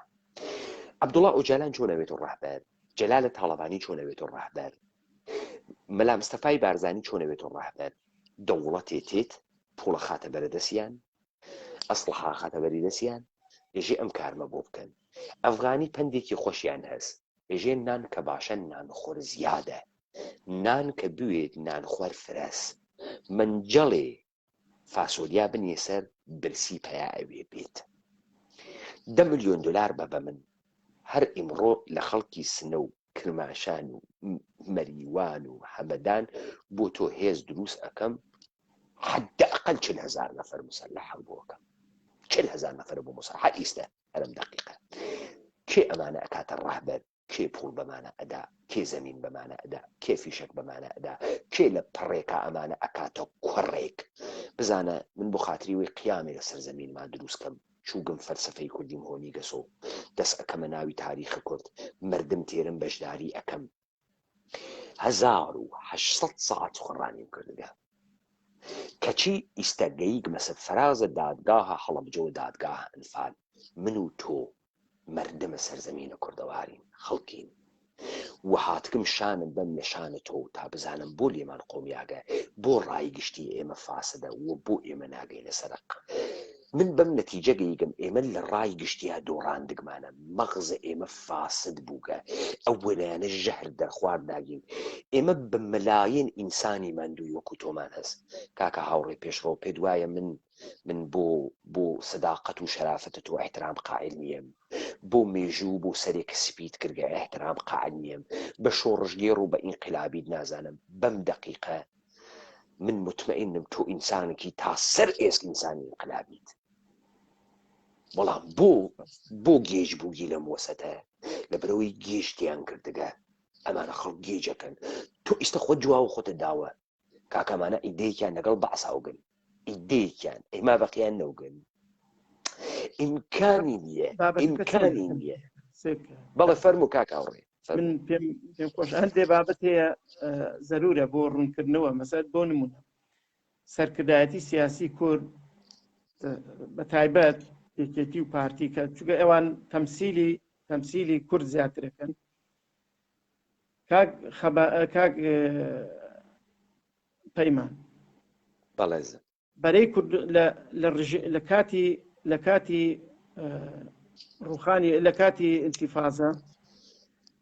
هەموو حیزبەکان ڕۆیشتن بۆ بەغداد لەگەڵ بەعز دانیشتن. بە تێگەیشتنی ئێمە دوولایەنەیە، حیزبی شوعی نەچووە بەرەوە و نەچوو مەسەل لەگەڵ بەعسا داننیشت، حتا ڕوقەش لەگەڵ بەعسا داننیشت. کە چوون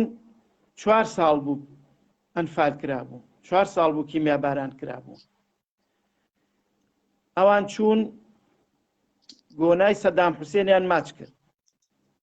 سەر ڕای تاوان بە. ئەمە دیوێکێتی بەم دیوا کە دەیخوێنیتەوە دەبوایە نەچوونایە. بەڵام دیوەکەی ترشی کە کورد هەمیشە ویستوێتی بە شێوەیەکی ئاشتیانە داخوازەکانی خۆی وەکو نەتەوەیەک جێبەجێ بکات، ئەمەشی ڕاستی تایە کە بە شێوەیەکی ئاشتیانە لەگەڵ نیزامی جێ بگەن، بتوانن ماف و داخوازیەکانی میلەتی کورد جێبەجێ بکرێت. بۆ نمونە ئەلبەتە هاوڕێ جنابە کەسایەتێکی سیاسی بەخشە کاک هاوڕێ خوایش لێکم تکات دێ ئەەکەم جنابە کەسایەتێکی سیاسی و ئەدەبیات سیاسی ئەزانین مێژە کورد بێژە پارتی و یەکێتی کورد یعنی پارتی و یەکێتی نیە، ئەمانە حیزبن وەخۆیان ئێژن پارتی وەخۆیان ئێژن یەکێتی. ئێمە کوردین، ئەوان حیزبی پارتی دموکراتی کوردستانی عێراقن، یەکێتیە نیشتمانی کوردستانی عێراقن. ناوە حیزب مەدەکێنن بە مردمە کوردەوە، بە ناوە کورد ئادرس دروست مەکەن. حیزبێکە خۆی ناوی خۆی نیاگە یەکێتی نیشتمانی خۆی وەخۆی ئێژێ من حیچ کەسێک لەم دنیا نوێنەرم نەوێت لا خۆم نەوێت و نوێنەرایەتی حیچ کەسێک قبوڵ ناکەم. کوردیش منم، کورد تۆی. وەختی ئێژی کورد یعنی تەمام ئەم خەڵکە سەرزەمینە کوردەوارە کورد حەزی نەکردگە بە ئاشتیانە. ئەمە قسەی ئینسانێکی سیاسی نییە. من یەخوایشە لێکم لەمە بەبعد وە ناوە خۆیان ناویان بێرە کۆی مەکەرەوە تکا لێکم فەرموو. ئەخر کاک پەیمان ئەوان بە نوێنەرایەتی میلەتی کوڕ ڕۆیشتونە لەکوێ لە سنووقی کوردستانە ڕێ پەلەمە کاکاکەگیان لە کامە ئینتخابات و هەڵبژاردنە ئەمانە هاتن داوایان کرد لە خەڵکی کوردوتیان ئێمە نوێنەرە ئێوەین خەڵکوتیان بەڵێ ئەوە تەبەسابەمان کرد ئەش شەنەوبی لاوەم تەقتەی ملمە ئێوە نوێنەرە ئێمە لەکوێ لە کوردستانە کردووە خۆیان ناهاوڕێگیان تۆ باسی کەیەکەی نا ئاغەگیان بێسە چاوەکەم بێسە ئەمانە خۆیان تەحمیل کردگە بەسەر کورد ئەمانە بەناوە کورد قسەیان کردگەیستە پەیمانە حەیدەری بە تاکە لە عەلەیکەوەی سیاگە ئەوەی دەم بکاتەوە بە ناوی کورد هاتە ناوی دەمی بۆ حەقی نییە دەم بکاتەوە پارتی و یەکێتی سەهلە پەکەکە سەهلە کۆمەڵە و دموکرات سەهلە هیچ کەسێ لەم دنیا بۆی نییە بە ناوی مەردمی کورد قسە بکات هیچ کەسێ لەم دنیا حیز بە ناوی تێدەگەم لە تۆ من ئەمەوێت تەفسیری بابەتەکە وەک خۆی بۆ بەڵێ فەرموو وەلی ناویان دروست بێنن کاکە ئەوان بە ناوی یەکێتی و پارتی بە ناوی کوردەوە ڕۆیشتون گفتوگۆیان ئەمە زۆر مهمە بیگرێت کاک هاوڕێ ئەمە تێگەیشتم کاک هاوڕێ ئیستە تۆ ئەگەی بە نقطەیەکی ترکە من وتم ئەم حیزبانە بۆ دروستەکەن لەبەر ئەوەی کورد ئادرسی بوێت ئەی خۆ ناکری خۆلادی بێ قوێخا ناکری تو ئشی قوێخایە بۆم لادێ دروستکەی خۆ تۆ ماڵ بەمان ناڕۆی بێژی سەلام عەلەیکوم تۆ ڕازیت نەوەڵا ڕازی نییە ناکرێت تۆ ئشی بۆ ئەم خەڵکە نوێنەر دروستکەی تا لەگەڵ ئەم نوێنەرا سوارەمە لە ئەم خەڵکە بوویت ئاها ئیستە تۆ ئەزانی ئێران بۆ حیزب دروستەکا بۆ کورد ئەمریکا بۆ حیزب دروستەکا بۆ کورد جوولەکەی جەهانی بۆ حیزب دروستەکا بۆ کورد لەبەرەوەی ئادرس دروستکا بۆ کورد کێس بەرزانیە کورد کێس تاڵەبانیە کورد کێس کۆمەڵاس کورد کێس دموکراتە ئەمانە بۆیە دروست ئەکرێن کە بوون و نوێنەرە خەڵک تا بڕۆ قسەیان تکا بکەن تا مەعامڵەیان تکا بکەن کورد وایژی کورد مافی خۆی دەرەکە تۆ خەیرە قەڵەتە کرد کورد مافی خۆی دەرەکە یەکەم ماف ئەوەسە ئینسان مافی بوێ کە مافی بوێت کورد هەست بەو مافە ناکە تەوەجۆ ئەەکەی ئەمانە گشتی بۆ ئێمە دروست کریابن لە سەرەتاوە وتم هاوڕێ پێشڕە و ئێمە مەسموم کریاگەی ژەهر دریاگەس خواردمانەوە قسە کە ئەەکەین بە ئیلتیژای داگیرکەرەوە قسە ئەەکەین هەڵسو و کەوت کە ئەەکەین داگیرکەر هەڵسو و کەوتەکە ئێمە لە خۆمان نەماگین ئەهوتم جینوسایت تا ئەم ئێستاش بەردەوامە کاک هاوڕێ بم بە جەنابەت وتم من ئەزانم ماندوویت من ئەزانم ئینقلابی بووی من ئەزانم ئینسانی زۆر سادقی من ئەزانم ئەوەی فەساد بێ لە وجود توانیە دیارە پێدا من تەرەف مخابڵم ئەناسم ئەی تۆ بوو بە نەتیجە نەگەی چون ئەم فەسادە کریاگەزە مێشکی ئێمە و کۆمەڵگاکەمان تەوەجۆت کرد ئادرسسازی فرە مهم ئادرسسازی بەڵێ فەرموو کاک پەیمانە تەفسیری ئێمە بۆ دۆستەکانمان بۆ لایەنە سیاسیەکان تەفسیری خۆمانمان هەیە بۆ ئەو لایەنە سیاسیان چۆن دروست بوون چیەکەن چۆن تەعامل لەگەڵ بابەتەکەکەن هێزە سیاسیەکانی ناوچەکە چۆن تەعاملەکەن تەفسیراتی خۆمان هەیە بەڵام کە من باسی نەوەتەکانت بۆکەم بە نوێنەرایەتی کورد ڕۆیشتون بۆ بەغداد بەڵام لەگەڵ ئەوەشدا هەر ئەم هێزانە لە ساڵی 1970 ڕژێمی بەعەس پەیماننامەی ئازاری مەسەلمۆر کرد بەڵێ سەدا یارمەتی بەم عەقڵیەتیشەوە پەیماننامەی ئازار دەرفەتێکی باش بوو پەیماننامەی ئازار بۆ ئەوەی لە عێراقا لە کوردستانی عێراقا گەلی کورد بگاتە قۆناغی فیدراڵی کە ئێستاکە هەرێمی کوردستان لەگەڵ حکومەتی عێراقیە شێوازێکی فیدراڵیە ئەگەر کاتی خۆی شێوازی حکومەتی عێراقی دانی بە مافی میلەتی کوردان نایە وەکو نەتەوەیەک لە عێراق ڕەنگە ئەم بەرهەمە نەهاتە پێش ئەم بەرهەمە هاتە پێشەوە ئەگەر چی ڕیفراندۆم لەبار برا ئەرزیەتێکی باشی دروست کرد بۆ ئەوەی ڕیفراندۆم بکرێت کە میلەتی کورد چی ئینێکی دەیەوێت بۆی ئەمانە لە ڕووی سیاسیەوە بە تەسەوری ئێمە هەنگاوی باش بوون سەرە ڕائەوە تێگەیشتنمان بۆ ئەقلیەتی ئەحزابی سیاسی کە کاریان کردووە بە ئاراستەی ئەوەی کە ڕەنگە هەندێک جار دوژمن سوودی لەو سیاسەتانی ئەوان وەرگرتی بێ بەڵام لەگەڵ ئەوەشدا ئەم هەنگاوانە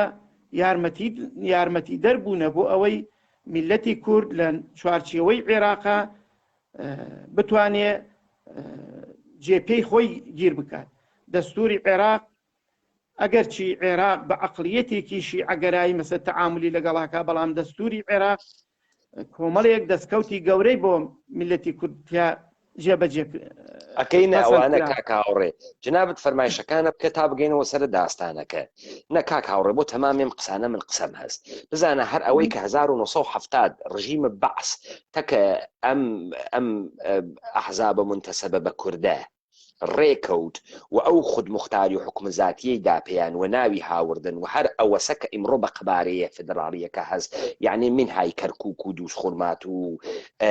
خانەقین و ئەوانەسە هەر ئەوەی داپیان هەر ئەوە. ئەمە ڕەتیە کاتۆ کە ڕژیمە بەعس هەم شۆڤینیە هەم نژاد پەرستە ڕەگەز پەرستە. ئەمە ئەوە ڕەدەکاتۆ کەواتە ئەم تاریخە کەوتۆ تەناقوزۆ ئەزانی چۆنە ئەمە بەردەین نە ئەمە با بەردەین لوتفەن با بەریدەینەمە با بگەڕێنەوە سەر ئێوە 20 ئەپریلە 1970 بڕیارتاندا بڕۆنە ناوە شەڕەگری لایی و ئیتر کەی ئەکێشێنە دەر لە شەڕەگری لایی ببوورە کەی چۆن شەڕەگری لاییش ناکەن. کاتێکە لە 24 لە هەموو سنوورەکان و پاشەکشەکرا ناوچەکان هەموو گیران کە گیران پێشمەرگە کەوتووە پێشمەرگە کەوتەوە خەباتی پارتیزانی سنووری هەموو ناوچەکان مەسەر ئەم ناوچانە گیرا و قۆناغی 4 و 5 و 6 و 7 بە دوای یەکدا یەک سوالکەم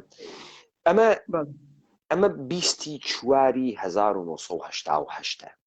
هاوڕە پێشڕە و ئەفەرمێت خەڵکی لادیەکان تەسلیم بوون هاتنە خوار و خۆیان تەسلیم کرد ئەوەی دەرچوو ئەوەی دەرنەچوو خۆی تەسلیم کرد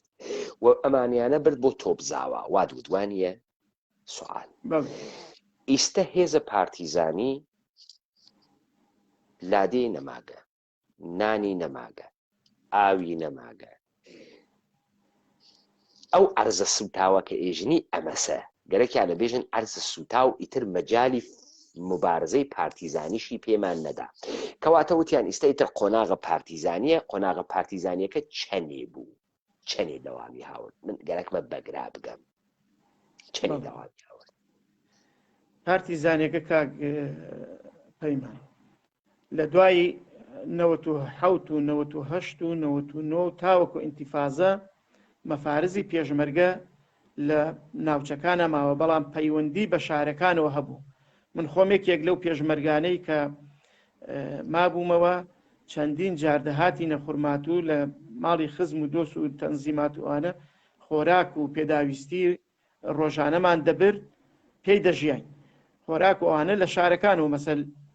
دابینەکە بۆتانە هات لەلایەن هاوڵاتیانەوە ئێوە لە شاخۆ بوون دەی چیتانە کرد بەم شاخە نە ڕەبایی واتیان نە ئەسکەری واتیان نە بەشەری واتیان نە پەلەوەری واتیە شمشاڵتانەژن بە دیارە تەبیعەت و نەجددیێژم سوال تماشاکە کاکە تۆ ئیستە من خاص شارەزانی مەسەلەن تۆ بێژە بە التجای چەمچەماوە و حتا ئەگەیتە سەر سنوور بیابانە لە میەزرعی یەک نەفەریتیانە قاڵاوە و چۆلەکەس و ڕێویە تۆش پێشمەرگەی وایتەوی نە ئەوێری بێ شار بگری نە ئەوێری بێ ئەمەلیاتە ناوە شار بکەی تەمامە کارت ئەمەسە خۆراکەکە ئەڕۆی لە شارە سێنی دەیت و چێقی بۆ ئەشکەوتە بۆ دانیشتی چێکە تۆ لە تەبیعەت و واقعی عێراق بە قسەکانت دەرێکەوە شارەزاید نەبوو نەخێر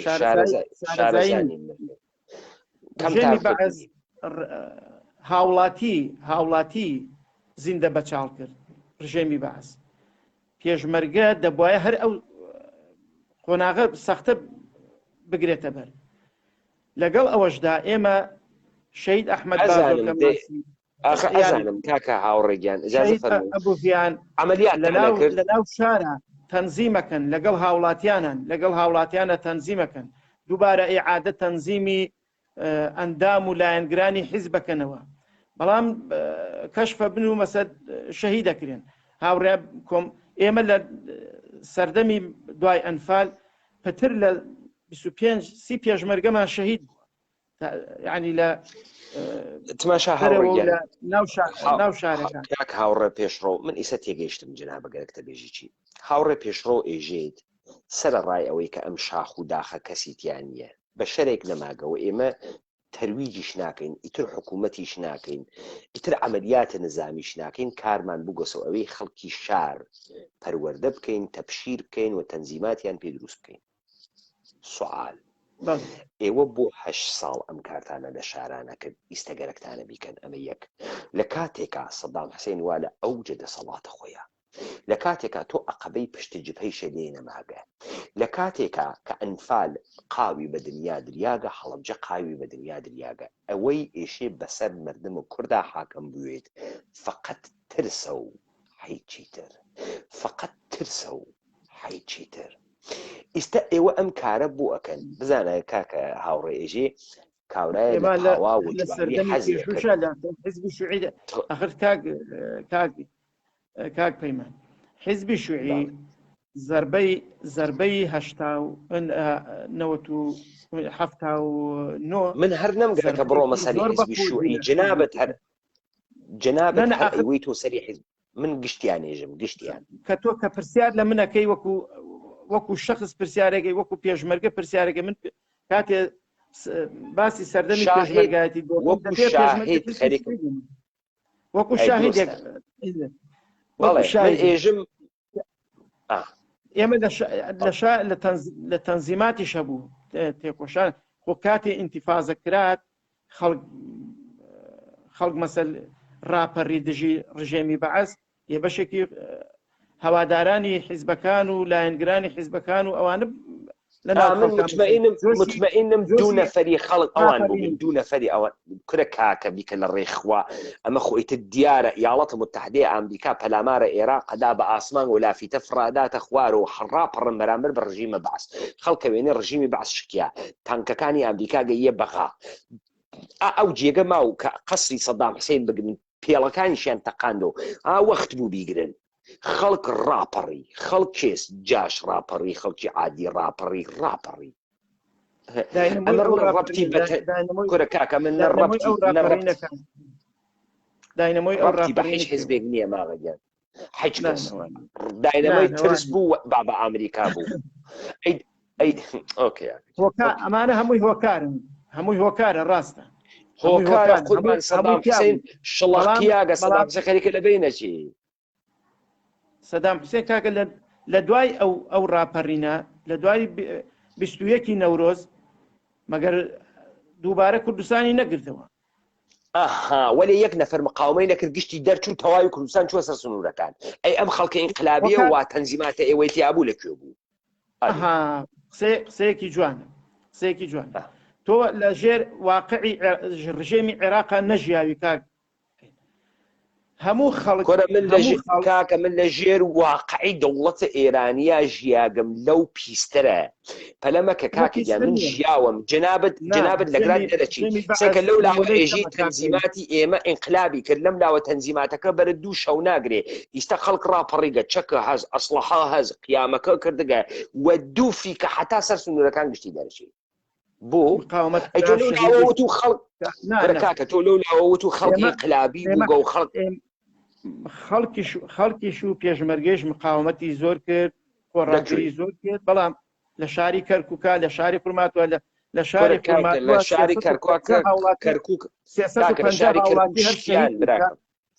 کاکە لە شاری کەرکووک شتیان دەرکریانەوە بۆ سەدا حیفدەکە نەوفلای زۆنەکەیش هەر بۆ سەدا حیفدەکەی 1970 مەبەستن لەوەیە کاک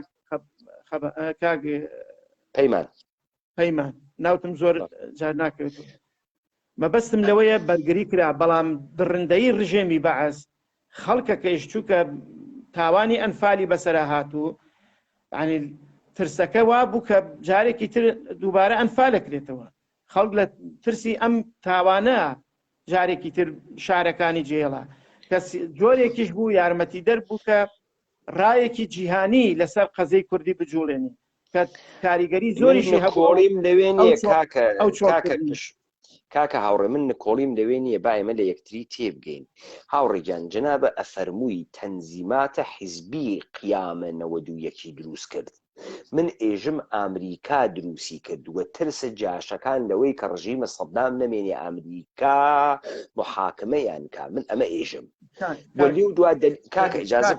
ئجازە بفەرمۆ خۆ من نایێژم خەڵک بۆ دەرچوو ئێژم ئەگەر خەڵک دەرچوو نیشان ئەدا تۆ نە تەنزیماتە بووگە نە ئینقلاب و کردگەن نە خەڵکی ئینقلابی و دروست کردگا ڕێگیان ئەوەی خەڵک ڕاپەڕیگە لەژێر باشە تۆ خۆ ئینقلابی لەبیر دیموکراتی ئێران بۆچی هەموو شارەکانی بەدەستەوە نەبوو؟ دموکراتی ئێران هیچ شارێکی داستانە حیزبی دموکرات توولانیە من بەحسم کردگە بەحسیشی ئەەکەم قرار نییە بۆ حیزبی دموکرات حتا 22 بەهمەنی 57 مەوجودیەتی نییە هیچ مەوجودیەتی دەوڵەتە ئێرانی ئەکەفێ ئەمریکا ئایەتوڵڵا خومینی تێرێ ئاغای قاسملو خود دەستگاهە ئێرانی تێریتیوە بۆ لەبەر ئەوەی ئایەتوڵڵا خومینی ئێشی قدرت بگرێتە دەسەوە لەزا ئایەتوڵڵا خومینی احتیاجی بە دوژمنی داخڵی هەست ئەم دوژمنە داخلیە ئێشی کێوێت ئێشێ بیوەندە کوردستانە منتەقەی حساس بە ناوی تەجزیە تەڵەب دەسی پێ بکەن لەزا خود دەوڵەتە ئێرانی ئەم کارەکە لە شەڕ سێمانگەی ئەوڵا ئەمانە تەمامە ئەم منتەقە لە دەسەدەن من مردمە ئەسڵحەوە دەسێکە کە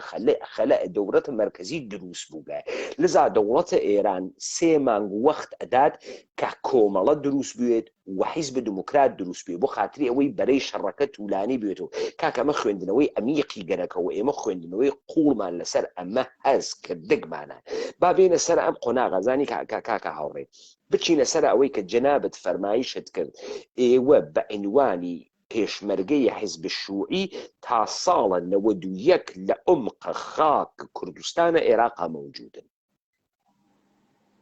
دروستە یەکێتی شوا بوو ببوورە لە پرسیارەکە زۆر ڕوون نەبوو لە ناو عێراق بوو بەڵێ جەنابە فەرمووی ئێمە مابووینەوە بۆ شاخ و داخا بەڵێ نەک لە شارەکانە مابووینەوە ئێمە ناڵێن پێ لە ناو شارەکانە پێشمەرگە بە شاخۆ نەمابوویتر بەڵێ پێشمەرگە بە شاخۆ مابوو برادرانی یەکێتی بە شاخۆ مابوون ئێستا کا عوسمانی حاجی مەحموود کاک عەلی ڕەشید هەمویان چەندین مەفرەزە لە گەرمیانە لە سنووری گەرمیانە هەتاوەکون ئتیفازینەوە تو یەک بە شاخەوە مابوونەوە هاوکاری ئەکریان لە لایەنی هاوڵاتیان و تەنزیماتی خۆیانەوە وەگەر باشە ئەرکیان چ بوو بەو شاخە ئەرکیان چ بوو بەو شاخە ئەرکی ئەوان یعنی ئەو پێشمەرگانەی کەما بوونەوە ئەرکیان ئەوە بوو کە تەنزیمات لە ناو خەڵکا بکەن معنەویاتێکی وا بە خەڵک بدەن کە پێشمەرگە ماوە ورەی خەڵک بەرز بکەنەوە کە ئەو مانەوە و ئەو سەدایە هاندانێک بوو لە کاتی ئینتیفازە کە بتوانێت خەڵک پشت بە هێزی پێشمەرگە بوو تێگەیشتم ئەم تەحلیلە دانێن زۆر توولانی بوو کاکەجانی دەستت خۆش بێ بۆ ئیمشەو عالی بوو من تێگەیشتم داستانەکە چییە ئێمە ئێستا گەیگینە ئەوەی کە ئێشی جەنابەت لە ڕاگواستنە خەڵکی بۆم بەحس بکەی لەوەی کە خەڵکی چیت پێوتکە تو چی لێ دوا فێر بووی تۆ دوای ئەوەی کە ئەفەهمی ئەمە ناوی ئەنفال بوو کەی تێئەگەی کە ئەم ئەنفالە چۆن بوو کێ بوون کێ هایان برد کەی بنەماڵەی خۆتزانی تێکەوتگەن ئەمانە مهم من کە جەنابەت ئێشێ بڕۆیتە سەر ئەمانە ئێمە سۆح تا ئیستە لەم دادگا قەوانەکەمان دەرخست دەگەرەکەمانە بزانین بەرەو کوێ ئەچین ئێمە کە ئاگادار بووینەوە جەنابەت پێشمەرگەی کۆن بووگی ئاگادار بووینەوە کە لە حیزب شوعیا بووگی ئەمە دەرفەتێک بوو کە مێژوویەکی زیندوو وەکو جەنابەت دانیشێ وە قسەی تەکاکەی خۆب ئێستا جەنابەت بفەرموو بە ئێمەت وت تاوانباران نەگیریاگن و نایشگیرێ ئەمە یەک دوو ئەی ئەمانەی کە ماگنۆ کەی لە کەس و کارە خۆیان خەبەردار بوو کە نەماگن و تۆ چۆن پەیوەندی لەگەڵە ئەمانە ئەەکەی و لە کەیوە ئێوە بیرتان کردگەسەوە کە ئەبعادە ئەنفال بخەنە دەرەوە لەسرە چ بەشێکی ئەنفال کارەکەن و بعد کاکە هاوڕێ من لە سەرەتاوە گەرەکمە جنابەت یەک شت پێژی ئەویش ئەوەسە لە خێزانە خۆت کەسێ ئەنفال بووە من دوو برام بەر شاڵاوی ئەنفال کەوتون 25 کەس لە خێزان خانەوادەکەم ئەنفال بوون ئامۆزا و مام و مناڵی برازین ئامۆزا و مناڵی بیمزا و ئاوە هەمووی ئەنفال یعنی ئەنفال بوون یعنی نەماون بەڵێ زیندە بە چاڵ کراون ئەخ ئەنفال کراومان هەیە کە گەڕاوتەوە وانە نانە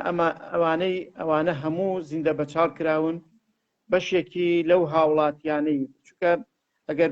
کاتی ئەوێ کاتم بیتێ بۆی تەفسیرێکی باشی بارودۆ فەرگۆ بکەم وەکو باس ئاماژەم پێکرد ئێمە کە گەڕاینەوە من نەشمانەزانی کەسوکارمان ئەنفال کراوە لە ڕاستیە یعنی براون و زیندە بە چاڵ کراون لە کاتی گەڕانەوەمان بۆ ناو شار کە دەچوومە ماڵی براکەم ئەو کاتە وتیان حکومەتی بەعس هەمویانیان گرتووە و سەر و سۆراغیان نییە و نازانین بۆ کوێ براونەوەە بەڵام لە نەتیجە حیزبی بەعس بە ڕۆژانە ماوەی ئەو 3 ساڵە ئیعلاناتی وای دەکرد کە خەڵکی گیراوەکان هان لە فڵانە شوێن هان لە مەسەل لە فڵانە شوێن گیراون لە فڵانە شوێن کەسێک ئەمە تەنها بۆ مەسەل هێورکردنەوەی ناڕەزایەتی خەڵک هەوڵی ئەدا هەمیشە هاوڵاتیان وا لێ بکات لە مشەوەش و گێرە و کێشا بێڵێت کاتی ئینتیفازە کرا ئەو کاتە زیاتر بۆ هاوڵاتیان ساغ بووە کە کەسوکارەکانمان هەمووی زیندە بە چاڵ کراون کاتێک کە ئەمە زانرا خەڵکی کەسوکاری ئەنفال لە دوای ڕاپەڕین و لە دوای ئەوەی کە پەرلەمان تەشکیل کرا و حکوومەتی هەرێمی کوردستان دروست بۆ لە 92 هاوڵاتیانی کەسوکاری ئەنفال پێیان وابوو ئەم دەسەڵاتی کووردە و دەتوانێت ماف و داخوازیەکانیان جێبەجێ بکەوە سەر و سۆراغی کەسوکارەکانمان یەک نوکتە زۆر مهم بوو ئێوە خۆتان وەکو خەڵکو و کەسوکاری ئەنفالەکان زانیتان کە ئەمانە فەوتاون و لە بین چوون و کوژراون و زیندە بە چاڵ کراون ئێوە خۆتان زانیتان یا دام و دەستگایەکی ڕسمی بە ئێوەی وت مەسەڵەن ئامریکا وتی سەری بە سۆر بابەتەکە چۆن بوو کە بەعز ڕووخە بەعس مەسەل لە کوردستان نەما بەشێک لەو جاشانەی کە بەشداریان کردووە لە تاوانی ئەنفالە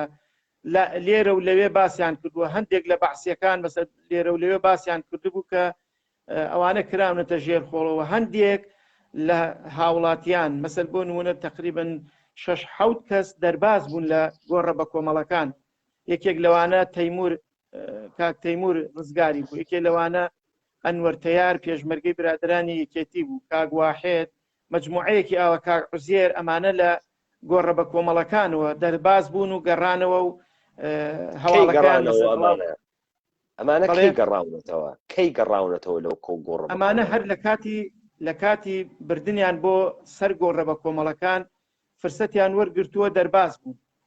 مەسەل بۆ نمونە ئەگەر مێژووی ڕاکردنی کاک واحێد و کاک عوزێر و کاک ئەنوەر تەیار بەڕاستی یعنی دنیایەکی یعنی ئەفسوناوی کە باسی ئەوان هەمویان لە سیارەیەکی کەپسابن نزیکەی 18 سیارە ئەبن هەر سیارەیەکی 35 سیارە ئەبن هەر سیارەیەکی 35 کەسیان تێ ئاخنیوە ئەم مەجموعەیەکە لە سیارەکە بوونە بڕیار دەدەن تەواو بۆ مەرگ ئەڕۆن دەبێ هەوڵێک بن ئەگەر هەر کەسێکیشیان دەرچوو بێ خۆیان بگەینەوە کوردستان و بۆی هەواڵی خڕکردنی خەڵک بدەنە کوردستان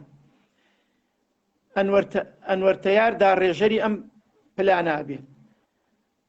ئەو پۆلیسەی کە حرەسی سیارەکەیە لەبەر دەرگا وەستاوە کەسێکیان لێ ڕادەکێشێ بۆ ناو چاڵەکە بۆ دووەم جار دێتەوە ئەنوەر تیار پەلاماری چەکەکەیەدا کە پەلاماری چەکەکەیەدا چەکەکەی لێوەر ئەگرێت و ئەیکوژێ سەربازێکی تر ئەکوژێ ئیتر ئەو سیارە هەموو دەدرێتە بەر ڕێژنەی گولە ئەوان بەو شێوەیە بە برینداری دەتوانن خۆیان ڕزگار بکەن کاک واحێد کاک عوزێر کاک ئەنوەرتەیە کە ڕزگاریان دەبێ بۆ ئەو ماوەی 34 ساڵە بە گشتی ناتوانن لا هەموو خەڵکێک باسی بکەن چونکە خەڵک هەموو تینووی ئەوە بوو هەواڵی کەسوکاری بزانێ خەڵک بیان زانێ لە هەر شوێنێکدایە دەچوون پرسیاریان دەکرد ئایا کەسوکاری ئێمەتان لەگەڵا بووە بۆیە نەیانتوانی حتاوەکو ئینتیفازە ئەو کاتە خۆیان ئاشکرا کرد بەڵام چارەنووسی ئەنوەرتەیار چارەنووسێکی زۆر ئاڵۆز و گریاییە بەڕاستی ئەنوەرتەیار دێتەوە دەگاتەوە لای مەفرەزەکەی خۆی فیشەکی پێوەیە بەداخەوە مەفرەزەکەی خۆی متمانەی پێ ناکەن کە ئەڵێ کاکە من لە گۆڕە بە کۆمەڵەکان و دەرچوومەوە فیشەکم پێوەیە وەزعم هەموو خەڵکیان گشتی کوشتووە متمانەی پێ ناکەن بە خۆیانەوە نایگرن ئەمە مێژووە بۆ باسی یەکەم دێتە لای هاوڕێیانی ئێمە هاوڕێیانی ئێمە پێی دەڵێن کە تۆ هاوڕێکانی خۆت متمانت پێ ناکەن ئێمەش لەم بار و زروف و وەزعا ناتوانین متمانت پێ بکەین ئەنوەرتەیار لەم چارەنووسە ون دەبێ نامێنێ ئیتر ئایا خۆی دەکوژێت ئایا دووبارە دەستی جێش دەکەوێتەوە لە برسا دەمرێ یاخوب حاڵەتەکەی نەمانی شکڵێکی ئەینە بۆیە زانینی هاوڵاتیان بۆ ئەوەی کە ئەنفال کرا زیاتر سەرچاوەکان ئەوەن کاک تەیمورە ئەنفال ئێستا لە ناوی ئەم دیبەیتەدایە و تەکستێکی نووساگەسی من پێش لە ڕاپەڕینەوە بابەتەن باس کردووە کاک تەیمورە ئەنفال حەقە خۆیەتی و پیت و بەرەکەت ئەدات بە دادگاهە ئومەتە کوردی و دادگاهە ئەنفالیان کە بەشدار بێت لەم دادگاه بەڵام بە گوێرەیە ئەو یاسا و ڕێسا کە ئێمە هەسمان وە لەگەڵێ کاک هاوڕێ پێشڕەوە ئازیز و دۆستانی تریش و هاوڵاتیانی تریش هەرەو کارمانە کرد ببەخشن کاکە هاوڕێکە من کەلامە جنابتانم بزانە کاکە هاوڕێ پێشڕۆ من مەسائل بۆ دادگاهکردن و دادگاهێک حزورم مردمە و مردم ئەتوانێت یا ڕەئی بدات تۆمار ئەەکەم هەڵیە وروژێنم و ئەی بەمە بەرەوە و کارە ئاخێزە مەسەر ئێستا جەنابەت ئشارەت کرد ئێمە لە دەمی جاشەکان و بیستمان چارەسەرە و چارەنووسە مردمە ئێمە چی بێت ئێمە لە دەمە ئەدەیەک ڕزگار بووگەن بیستمان ئەم مردمە چی پێهات عەرزم بە حزورتان من لەگرا شتێک گەرەکمە بەحسکەم من پێم وانییە دەوڵەتە بەعسە عێراقی ویستبێتی ئەنفالێ بکا و خەڵک لێ ئاگادار نەبوو بێت بەڵێ ویستوێتی ئەنفالێ بکا و هەروەکو چەکی کیمیایی کە باسم کرد ترس و ترۆرە جامعی دروست کات ویستوێتە و کارە بکا و کردوێتی بۆیە ئێمە ئەگەڕێنەوە سەرە بیرەوەری و یادەوەری ئەوانەی کە لەم مەسئلە بووگەن پس جەنابەت تا دوای 91 نازانی کە کەسوکارت نەماگن تا 91 نازانی و لە کەیوە دەقیقەن ئەزانی کە کەسوکارە نەماگن وەکو ئاماژەم پێکرد مەسە ئەوەی کە ڕاپەڕین کرا هیچ نەتیجەیەکی هاوڵاتیان کە گیرابوون مەسە نەما خەڵک بە خەیاڵ دەیزانی شتێک هەیە بەڵام وەکو ئەوەی کە لە ئینتیفازە لە ڕاپەڕین ڕژێمی بەعز ڕووخا لە ناوچەکان نەما ئەو کات زیاتر بۆ هاوڵاتیان ڕوون بووە کە هەموو ئەو هاوڵاتیانە زیندە بەچاڵ کراون ئیتر لەو ڕێگایانەی کە وەکو باسم کرد هەندێک لە سەرێک جاشەکان هەندێک لەو پێشمەرگان ئەو هاوڵاتیانەی کە دەربازیان بۆ لە گۆڕە بە کۆمەڵەکانەوە بە تایبەت تەیمور چووکە تەیمور لە 91 ئەو ماڵە عەرەبەی کە بە خۆیانەوە گرتویان هێنایانەوە تەسلیم بە کەسوکاریان کرد بۆیە ئەمانە بوونە هۆکاری ئەوەی کە خەڵک بە گشتی بزانێ کەس و کارەکەی زیندە بەچاڵ کراوە نەماوە. ئاماژەم بەوە نەکرد کاک پەیمان وەکو باسم کرد حکوومەتی هەرێمی کوردستان کە دامەزرا هەتاوەکو 2007 کە سوکاری ئەنفال بە گشتی چاوەڕێی شتی باش بوون لە حکوومەت کە بتوانێ ماف و داخوازیەکانیان بۆ جێبەجێ بکات. وەکو چی؟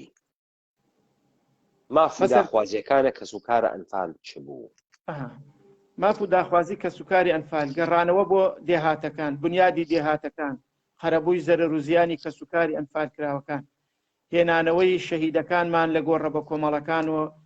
بۆ باوەشی نیشتیمان، ناساندنی تاوانەکە بە جینۆسای لە ئاستی نێودەوڵەتیە، داوای لێبوردن کە حکوومەتی عێراقی داوای لێبوردن لە کەسوکاری ئەنفال کراوەکان بە تایبەت لە کورد بەگشتی. ئەمە کە لە دواییدا دادگای باڵای تاوانەکان بڕیاری بە جینۆساید ناساندنی تاوانەکەیدا واتە حکوومەتی عێراقی ملزم کرد بە تایبەت لە 2008 بەدواوە حکوومەتی عێراقی ئێستای ملزم کردووە کە ئەو بڕیارگەلانە جێبەجێ بکات. بەڵام بەداخەوە نە حکوومەتی عێراقی و نە حکوومەتی هەرێمی کوردستان ئامادە نین بچنە ژێرباری ئەوەی کە ئەو داخوازی و داواڕەوایانەی کە سوکاری ئەنفال کراوان کە با یاسایی کراوە جێبەجێ بکەن. بە هەنجەتی ئەوەی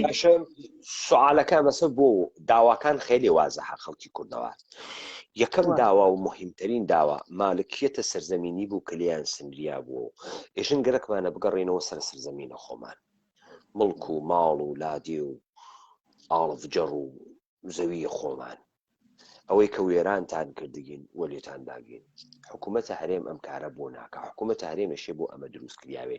ئەو پێشمەرگە سەرزلانەی وا تەحتەناوە شۆڕش خەریکن شۆڕشیانە کرد و پارێزگاریانە کرد و نیان کرد و ئیستا حکوومەتن و بە ملیاردها بوجەوانە بەردەستیانە ئیستا خۆتوانن مەچەکە مەردانیان هەڵبەن ماڵە کاورا دروستکەنەوە واتیانانیان خوارد بۆ دروستیان نەکەویتە سوال. وتی 2007 چەند ساڵە؟ 14 ساڵە. 14 ساڵە لە ئەوجە دەسەڵاتە نەفتیە نەفتێ 29 ساڵە کوردستان سربەخۆیە دەسەڵاتی خۆی هەیە. کۆمەڵی داکۆکی لە 2007ەوە دامەزراوە. پرسیارە تێڵن بڕۆنەوە لادیەکانتانیان نایاون. پرسیارێکی جوانە. حکوومەتی هەرێمی کوردستان بەتایبەت ئەوانەی لە دەسەڵاتن کاک پەیمان لە بری ئەوەی ڕێگاوبان و ئاوەدانی بخەنە دێهاتەکان هەڵسان سەرجەم خەڵکی دێهاتەکان بە پۆلیس و بە ئاسایش و بە دامەزراندن و بە کۆمەڵێ شت هێنایەنەوە بۆ شار. دێهاتیان ئاوەدان نەکردەوە. بۆچی مەبەستێک بەو ئامانجەی ئەمانە لە بەردەست بن بۆ دەنگدان و بۆ کاتی هەڵبژاردن و بۆ ئەوانە وە نانی دەستی ئەمانە لە نانی قورگی ئەمانە لە دەستی دەسەڵات بێت. بۆیە دێهاتەکانیان ئاوەدان نەکردەوە. بۆیە یاساییە بڕۆی تۆ یان نە؟ تێڵن بڕۆی تۆ یاساییە هەموو هاوڵاتیەک مافی ئەوەی هەیە بڕاتەوە. بەڵام کە تۆ دەڕوویتەوە ئێستا بم واقعی ئێستا کە خەڵک فێری کارەبا و ئاو خزمەت گوزاریە کە تۆ لە دەیەکە خزمەت گوزاری نەبێ خەڵکیش ئامادە نییە مەسەل بڕاتەوە لە دەیەکە دابنیش ئەو مەرداری و حیوانداری و ئەو شتانە بکات کە ژیانی خۆی دابین بکات و وشکە ساڵی و وەزعی ئەوانە هەموو یەکی گرتووە کە نەهاوڵاتی خڵک و تااقەتی ئەوەی هەیە بگەڕێتەوە سەر زێدی باو باپیری نە دەسەڵاتیش کار لەسەرەمەکە. لە کاتێکە ئەم داوایە حکوومەتی هەرێمی کوردستان مافی ئەوەی هەبوو بە پێی ئەم یاسایە فشار لەسەر حکوومەتی هەرێمی عێراق بکبووبوورە حکوومەتی عێراق بێنێتە سەر ئەو ئەساسی کە هەموو ئەو ئینانە بگرێتە ئەستۆ دادگای باڵای تاوانە ببوورە با ئەمە تەواوکەم کاک دادگای باڵای تاوانەکان حکوومەتی عێراقی ملزم کردو پابەندی کردووە دەبێ قەرەبووی زەرەرۆزیانی کەسوکاری ئەنفال بکاتەوە، دەبێ هەموو دێهاتەکان ئاوەدان بکاتەوە. ئەو ناوچانەی کە ئەنفال وێرانی کردووە دەبێ حکوومەتی عێراقی لە داهاتی عێراق ئاوەدانی بکاتەوە، دەبێت داوای لێبوردن لەگەلی کورد بکات، دەبێت تاوانەکە بە جینۆساید بناسین، دەبێت ئەو شەهیدانە لە گۆڕە بە کۆمەڵەکانەوە بۆ باوەشی نیشتیمان بگەڕێنێتەوە بە فەحسی DNA-ەوە. بەڵام حکوومەتی عێراقی بە حکمی ئەو ئەقلیەتەی ئێستا قیادەی عێراقەکە ئامادە نییە بچێتە ژێرباری ئەو ئیلتیزامە و داخوازیەکان جێبەجێکە. ئەگەرچی ئێمە وەک کۆمەڵی داکۆکی لە 2007ەوە هەنگاوی زۆرمان ناوە، سەردانی زۆر جیهاتی معنیمان کردووە، بە سەرۆک مام جەلالەوە، بە کاک مەسعودەوە، بە کاک نەچیرەوە، بە دکتۆر بەرهەمەوە لە حکوومەتی عێراقی لە بە پەرلەمانەوە بەداخەوە هەموو داخوازیەکانمان خستۆتە پێش دەستیان کە ئێمە وەک کۆمەڵەکە ئەرکمان ئەوەیە داخوازی کە سوکاری ئەنفالکراوەکان بگەینە دەسەڵات بۆ ئەوەی دەسەڵات ئەساسەن دەسەڵات دەبێت داخوازیەکان جێبەجێ بکات. ڕێگای زۆریشمالێ ئەگەر ئەم کۆمەڵی ئێوە ئەم داخوازی و نامانە ئەیوات حتا قیامی قیامەت بیوات و جووا و نەشنەفێ بزانە دادگاهە باڵایە عێراق دەوڵەتە عێراقی موەزەف کردگە حکمی داگە دادگاهە باڵایە عێراق و جێبەجێ ناکرێ. ئیستە عاملە ئیجرایی ئێوە چیەوە کۆمەڵەیەکتان دانیاگە چیەکە دێ ئەوە نامەتان بەر دەفعێنە دوونە سێنە چوارنە پەنجنە چیەکەن. یعنی تۆ چۆن ئەم فشارە دروست ئەەکەی بزانە با من نکتەیەکە پێبێژم کاکە هاوڕێ تۆ ئیستە تێگەیارەکە لەخوا کاک یارمەتی بدە. ئێمە تەنها لەو بوارە لەو مەجالە کارمان نەکردووە، لە ڕێگای خۆپیشاندانەوە لە زۆر مەجالەوە ئیشماکەوە، حتا لە ئاستی نێودەوڵەتیشە ئێمە نوێنەری ڕێکخراوەکەمان بەشداری چەندین کۆنفرانسی کردووە کە بۆ ناساندنی تاوانەکە و لەو کۆڕ و کۆبوونەوانەشا بە هەمان شێوە ئێمە ماف و داخوازی کە سوکاری ئەنفالکراوەکانمان و شێوازی تاوانەکە و شێوازی چۆنیەتی مامەڵەکردن لەگەڵ داخوازیەکانمان ڕوون کردووەتەوە. ینی لە هەموو بوارێکە کارمان کردووە، بەڵام ئەوەی کە جێبەجێ ناکرێ و ناچێتە بواری جێبەجێکردنەوە ئێمە چۆن ئەوە جێبەجێ ناکرێ جێبەجێ ناکرێ چیەکەن ئەوە جێبەجێ ناکرێت چیەکەن هەنگاوی تر هەیە بینن، بەڵام باشترین هەنگاو بە تەسەوری ئێمە ئەوەیە کە ئێمە مافەکانی کە سوکاری ئەنفال کراوەکان بە یاسایی کراوە بە شێوازێکی شارستانیانە داخوازیەکان بەردەوام بین، چونکە ئێمە داخوازیەکی ڕەوا و شەرعیمان هەیە و دەسەڵاتیش ئەمری واقعە، دەبێ هەر داواکە ببینە لای دەسەڵات لەگەڵ ئەم دەسەڵاتە قسە بکەین بۆ ئەوەی ماف و داخوازیەکان جێبەجێ بکات. بەڵام لەگەڵ ئەوەشە ئێمە قسوورمان نەکردە چ لە ئاستی دەرەوە چ لە ئاستی ناوخۆ. مطمئنم کاکە دەزانم چی دەڵێ، دەزانم کاگین جێبەجێ ناکات ئەم سەرکەوتن سەرکەوتن دەستان خۆش بێ یا ڕەبی لەشتان ساق بێ ئەنفال سەری گرت خەڵکە کورد کریا بە خەڵکە عێراقی دەوڵەتە عێراقی سەپیا مردم سەرزەمینی لە دەستدا خاکی لە دەستدا خوی گۆڕیا جینۆسای تا ئەم دەقیقە بەردەوامە. خۆتیش وتت لە قسەکانتا وتت خەڵک ناڕاتۆ لادیەکان خەڵکیان کردە مشەخوار خەڵکیان کردە پێشمەرگە خەڵکیان کردە مرور بۆ خاتری ئەوەی دەوڵەتە عێراقی مەعنا پەیاکە خەڵکێکەوە لە سەرزەمینە خۆیان خەڵکێکەوە لە سەرژێری یاسای خۆیان خەڵکێک دەکرد دەسی وا لە گیرفانە خۆیان خەڵکێکە ژیانی خۆی تەمینی ئەکات. شارۆمەندە هیچ گردنکەشێکی ملفراز نییە.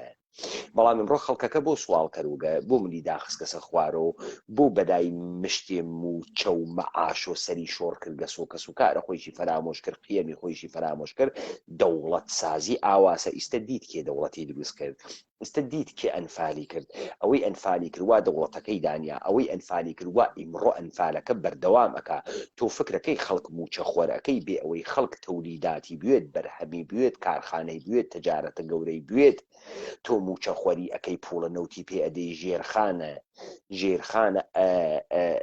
وەسەرخانە ئەم سەرزەمینە ئەفرۆشی ئەیدیتێ تا خەڵکەکە فاسد بوێ، خەڵکەکە بێقیم بوێ، خەڵکەکە بێخلاق بوێ، ئەمە کەمترە لە ئەنفال، ئەمە ئیدامەی ئەنفالەوە لە ئەنفال قورسترە. هەدەفە سەدام حوسێن ئێمە هەمیشە ئەم ڕاستیە دەزانین و وتومانە کاک پەیمان. دەسەڵات بەرپرسیاری یەکەمە لەو بارودۆخی کە کەسوکاری ئەنفالی تیا دەژێت. ئەکید ئەو دەسەڵاتی کە لەلایەن یەکێتی و پارتی و گۆڕان و کۆمەڵی ئیسلامی و یەکگرتووە مەسەل تەشکیل کراوە، بەرپرسیارەتی یەکەمیان دەکەوێتە ئەستۆ کە تاوەکو ئێستاکە ماف و داخوازی کە سوکاری ئەنفالکراوەکان جێبەجێ نەکراوە. ئێمە دوێنێ چواردەی چوار بوو، چواردەی چوار یادی ئازیزانمان بوو، ئیدانەکردنی ئەو تاوانە بوو کە سوکاری ئەنفالکراوەکان لەسەر مەزارەکان بە دەنگێکی بەرز دەڵێن ئێوە مەیەنە سەر شەهیدەکانمان. خۆ ئەگەر ئەم دەسەڵاتە شعوری هەبێ، ئەگەر ڕێز بۆ خۆی دابنێ ئەو پێشمەرگە دێرینانەی کە ئێستاکەت لە دەسەڵاتن و دوێنێ لە ناو ماڵ و ژیانی کە سوکاری ئەنفالکراوەکانە شۆڕشیان کرد، ئەگەر غیرەتیان هەبێ دەبێ بە خۆیان نابچنەوە، دەبێ قبول لە دەسەڵاتەکەیان نەکەن، دەبێ ڕێز لە ماف و داخوازی کە سوکاری ئەنفالکراوەکان بگرن.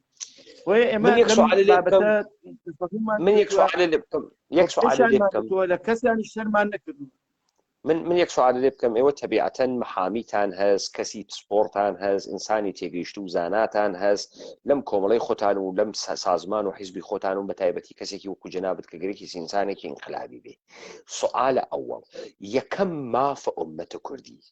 یەکەم مافە ئومەتە کوردی، من تکراری ئەەکەمەوە نەکە سوکارە ئەنفالکراوان، یەکەم مافە ئومەتە کوردی ئەمەسە بەر لەوەی دەوڵەتە عێراق داوای لێ ئەووەڵەن ئەمە بنە ماڵەی کە سوکارە ئەنفالکراوەکان نییە دەوڵەتە عێراق مۆزەفەکە، ئەمە کەیسە ئومەتە کوردی. ئەمە یەکەم مافە ئێمە ئەمەسە ئێمە ئەبعادە ئەم جنایەتە بزانین، ئەبعادی بزانین، شەفافیەتە کامل بێت لە جنایەتێکە بەر عەلەیهمان کریاگە. ئەمە یەکەم مافە ئێمە هەسیانە بۆ لە حیچ خوێن لە داخواستەکانە ئێوانیە. حتا ئەمە شمولە دادگاییکردنە سەرانە بەعس بوو و یەک نەفەریان نەئەبوایە حتا ئاخرین بۆعدە نابوودی ئومەتە کوردی بەڕەسی نەکرێ لە سێدانە بدرێنە. بۆ ئەمتانە تەرح نەکرد، بۆ ئەم مافتانە لە ئێمە زەوت کرد. خەبات بە دڵنیاییەوە چوارچێوەیەکی سیاسی لە پشتی ئەم دادگایەوە هەبوو، بە ئامانج کرا خەڵکێکی زۆر ئاگای لە جۆری دادگایەکە نەبوو. بەڕاستی خەڵکێک دەهاتن خەڵکیان دەبر مەسەل بۆ شاید حاڵی لە تاوانی ئەنفال، خەڵکانێک بوون دەبێ بە خواستێکی تایبەت مەسەل قسەیان لەسەر تاوانی ئەنفال بکردایە. یعنی شێوازێکی ملی نەگرت بووە، چوارچێوەیەکی بەرتەسکی گرتبووە کە دەهاتن لێرە لەوێ چەند خەڵکێکیان دەبرد. لە کاتێکا ئێمە لە 2009 لەگەڵ بەڕێز مام جەلال یادی بەخێر کۆبووینەوە لە دۆکان 21 خاڵمان خستە پێش دەستی. یەکێک لەو خاڵانە داوامان کرد دادگای باڵای تاوانەکان لقێکی بێتە هەرێمی کوردستان بۆ ئەوەی هاوڵاتیان شکاتی خۆیان بکەن، سکاڵای خۆیان بکەن لەوەی کە ئەم تۆمەتبارانەی کەماون و ئەو هاوڵاتیەی زەرری پێکەوتووە، ڕانی ڕۆیشتووە، مەکینەی ڕۆیشتووە، عەرزی ڕۆیشتووە، خەلەی ڕۆیشتووە، سەری ڕۆیشتووە، بۆی شکات بکات تەعویزی خەسارەتەکەی بدەنەوە. بە بەڵێ جوابمان درایەوە، بەڵام تا ئێستاکەشە بەڵێیە کاری لەسەر ناکرێ. ئامادە نین مەسەل بریارەکانی دادگا جێبەجێ بکەن، داخوازی کە سوکاری ئەنفالکراوەکان جێبەجێ بکەن. واتە ئێمە ئەرکێکی قورسمان لەسەر شانە. تێگەیشتوین لەوە کاک پەیمان، تێگەیشتوین ئەرکی خەڵکی کە سوکاری ئەنفال بۆ گەیشتن بە ئامانجەکەی ئەرکێکی زۆر قورس بووەتەوە. نە دەسەڵاتی عێراق و نە دەسەڵاتی کوردستان ئامادە نین جێبەجێ بکەن. بۆیە پێویستی بە هەماهەنگیەکی گەورە هەیە لەلایەنی ئەو خەڵکانەی کە دڵسۆزن لە ناو حیزبەکان، لە ناو دام و دەستگای حکوومەت، لە ڕۆشنبیران، لە مامۆستایان، لە ئەوانەی کە لە ئاستی نێودەوڵەتیا کار دەکەن،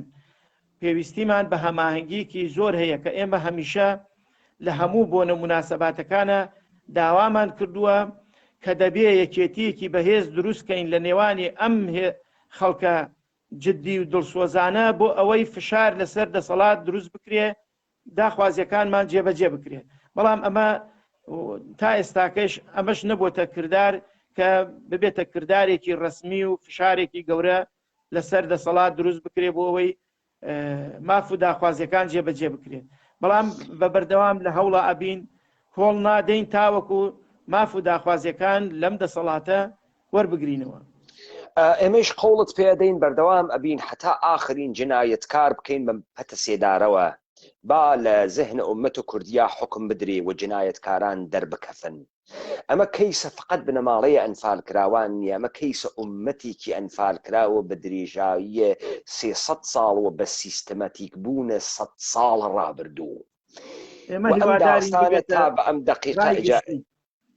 تا ئەم دقیقە ئیدامەی هەست مشارەکەتە ئێوە و بەشداریکردنە ئێوە لە دادگاهە ئومەت و کوردیە و لە دادگاهە ئەنفالیانە خەریکە ڕای گشتی ئاگادار لە پەردەنهێنیەکان ئەکاتۆ لە پاساوەکان ئەکاتۆ. و ئەمما نوکتەیەکی تر لەگرا هەست کاک پێش هاوڕێ پێشڕە و بە شەهامەت و بە شەرافەتە ئینسانیە خۆی و بەشداری کردە حەزب بە حیزب شوعی ئەکا حەقی هەست دفاعی لێ بکا و قسە بکە. من ئمشەو چون کاکە خۆی خۆبەخشانە و خۆی بە شەرافەتە ئینسانیەکەی و هاتبووە بەرەو دام نەگرتە سەر حیزب شوعی، بەڵام بەیانی ئەگەر ڕەهبەرێکی حیزبی شوعی خۆی بێت ئەو جار ئێمە سوالە جددی ئەەکەین و جوابە جددیەگرین. ئمشەویش لەگەڵ کاک هاوڕێ هەروامانە کرد کاک هاوڕێ دانیش تا ئاخرین دقیقە بە دڵێکی ئاوەڵاوە بە ئەندازەی زانیاریە خۆی قسەی کرد و قسەی ئێمە بیست. هەر کەسێک تێت یەکێتیە پارتیە هەر کەسێکی تر هەست بە ئیلتیجای حیزبی خۆی وە قسە بکات. ئەوە خەڵکە بڕیارەدا، من سوالە خۆم ئەەکەم ئەو قسەی خۆی ئەکا، من پرسیار ئەەکەم لێی وە خەڵک ئەتوانێ نەتیجە بگرێ قسەکان ڕاستن یا ڕاست نین. کاک هاوڕێ بۆ ئمشەو زۆر ماندوومان کردی، حزورێکی پڕبەرەکەت و پڕسوودت بوو و ئومیدوارم کە بەردەواممان کەی چوون قسەی فرەت وا پێ. نەتیجەیە ئەم گفتوگۆی ئمشەوە گەرچێ من ناتوانم لە ئاخرۆ کۆی کەمەوە بوو خاتریەوەی دای ئەنێم بۆ جێگەهایەکی تر کە کاک هاوڕێ تەشریفی تێرێت بەحسی لەسەر بکەین مەسائلێکی فرەی وروژان و من لە دادگاکانە تر هەرزگاهی ئەڕۆمە سەرەیەکی کیانی تر. کاکە ئەم دادگا بەردەوامە کاک هاوڕێ و ئێوە تەشریف تێنن لە ئاخری شۆ ئێوە ئەتوانن لە اختتامە ئەم حزورە ئەووەڵە خۆتانە مەسائلێک کە لە بیرتان چووگە یا گەرەکتانە ئەزافەی پێ بکەن فەرمون ئەزافەی پێ بکەن و تا ئێمە یاواش یاواش ئەم دادگای ئەمشەوە کۆکەینەوە. زۆر سوپاسی هەموو ئەو بەڕێزانە ئەەکەین کە بینەر و بیسەر بوون. ئەوەی کە من ئەمەوێ لە کۆتا قسە بڵێم دادگای مافی کە سوکاری ئەنفال کراوەکان کاک پەیمان مافێکی یاساییە و داوا لە هەموو خەڵکێکی دڵسۆز ئەەکەین پشتگیری ئەو ماف و داخوازیانە بکرێ و لنگێک دروست بکەین بۆ ئەوەی خەڵکانێکی زۆر پشتگیری خۆی بکات و فشار لەسەر دەسەڵات دروستکەین. بە ئێمە بە حکمی کارکردنمان لە بواری تاوانی ئەنفال خۆبەخشانە بۆمان دەرکەوتووە دەسەڵاتی کورد و حکومەتی عێراقی تاوەکو فشاری لەسەر دروست نەکرێت ئامادە نییە داخوازیەکان جێبەجێکە. ئەوەشی تا ئێستاکە کراوە لە خانوو لە موچە بۆ وارسی ئەنفال کراوەکان لە دابینکردنی عەرزە هەمووی بە فشاری ئێمەی کۆمەڵی داکۆکی و کە سوکاری ئەنفال کراوەکان بووە لە خۆیەوە حکوومەت شتێکی نەکردو بۆ کە سوکاری ئەنفال کراوەکان. بۆی زۆر سوپاسانەکەم و ئومێد دەکەم لە داهاتوە بتوانین کاری هاوبەش بکەین بۆ خزمەتی قەزەی کە سوکاری ئەنفال کراوەکان و دۆسیەی ئەنفال. مەمنون کە ئێوە کەتێرن و ئەمە گشتیەوە کەنەوەی خەنە ساحەتە ئومەت و کوردی کە سوکاراوە کەسانەی کە ئەنفال کریاگن بزانن کەیسە ئەوان بە تەنهایی نییە و کەیسە تەمامە ئومەت و کوردیە و ئێشێ ئەوەی ئەزانن بێرن بەشی بکەن تا ڕای گشتیە ئومەت و کوردی لەم ژەهر دەرخواردکردنە دەربێت و بتوانێ بڕیارە قەتعی بداوە تەبیعەتەن و حتمن ئەوان بە پشتیوانی ئەم ئومەتە ئەوەی نیەتیانە حاصڵیەکەن بە شەرتێ بەشدار بن و بە شەرتێ داد خۆیان بێرنە دادگاه خۆیان بێرنە پێشخانە ئومەتە کوردی. زۆر سپاس کاکاوڕێ. پاس بۆ بەڕێستان دەستان خۆش بێ شەوێکی شاد.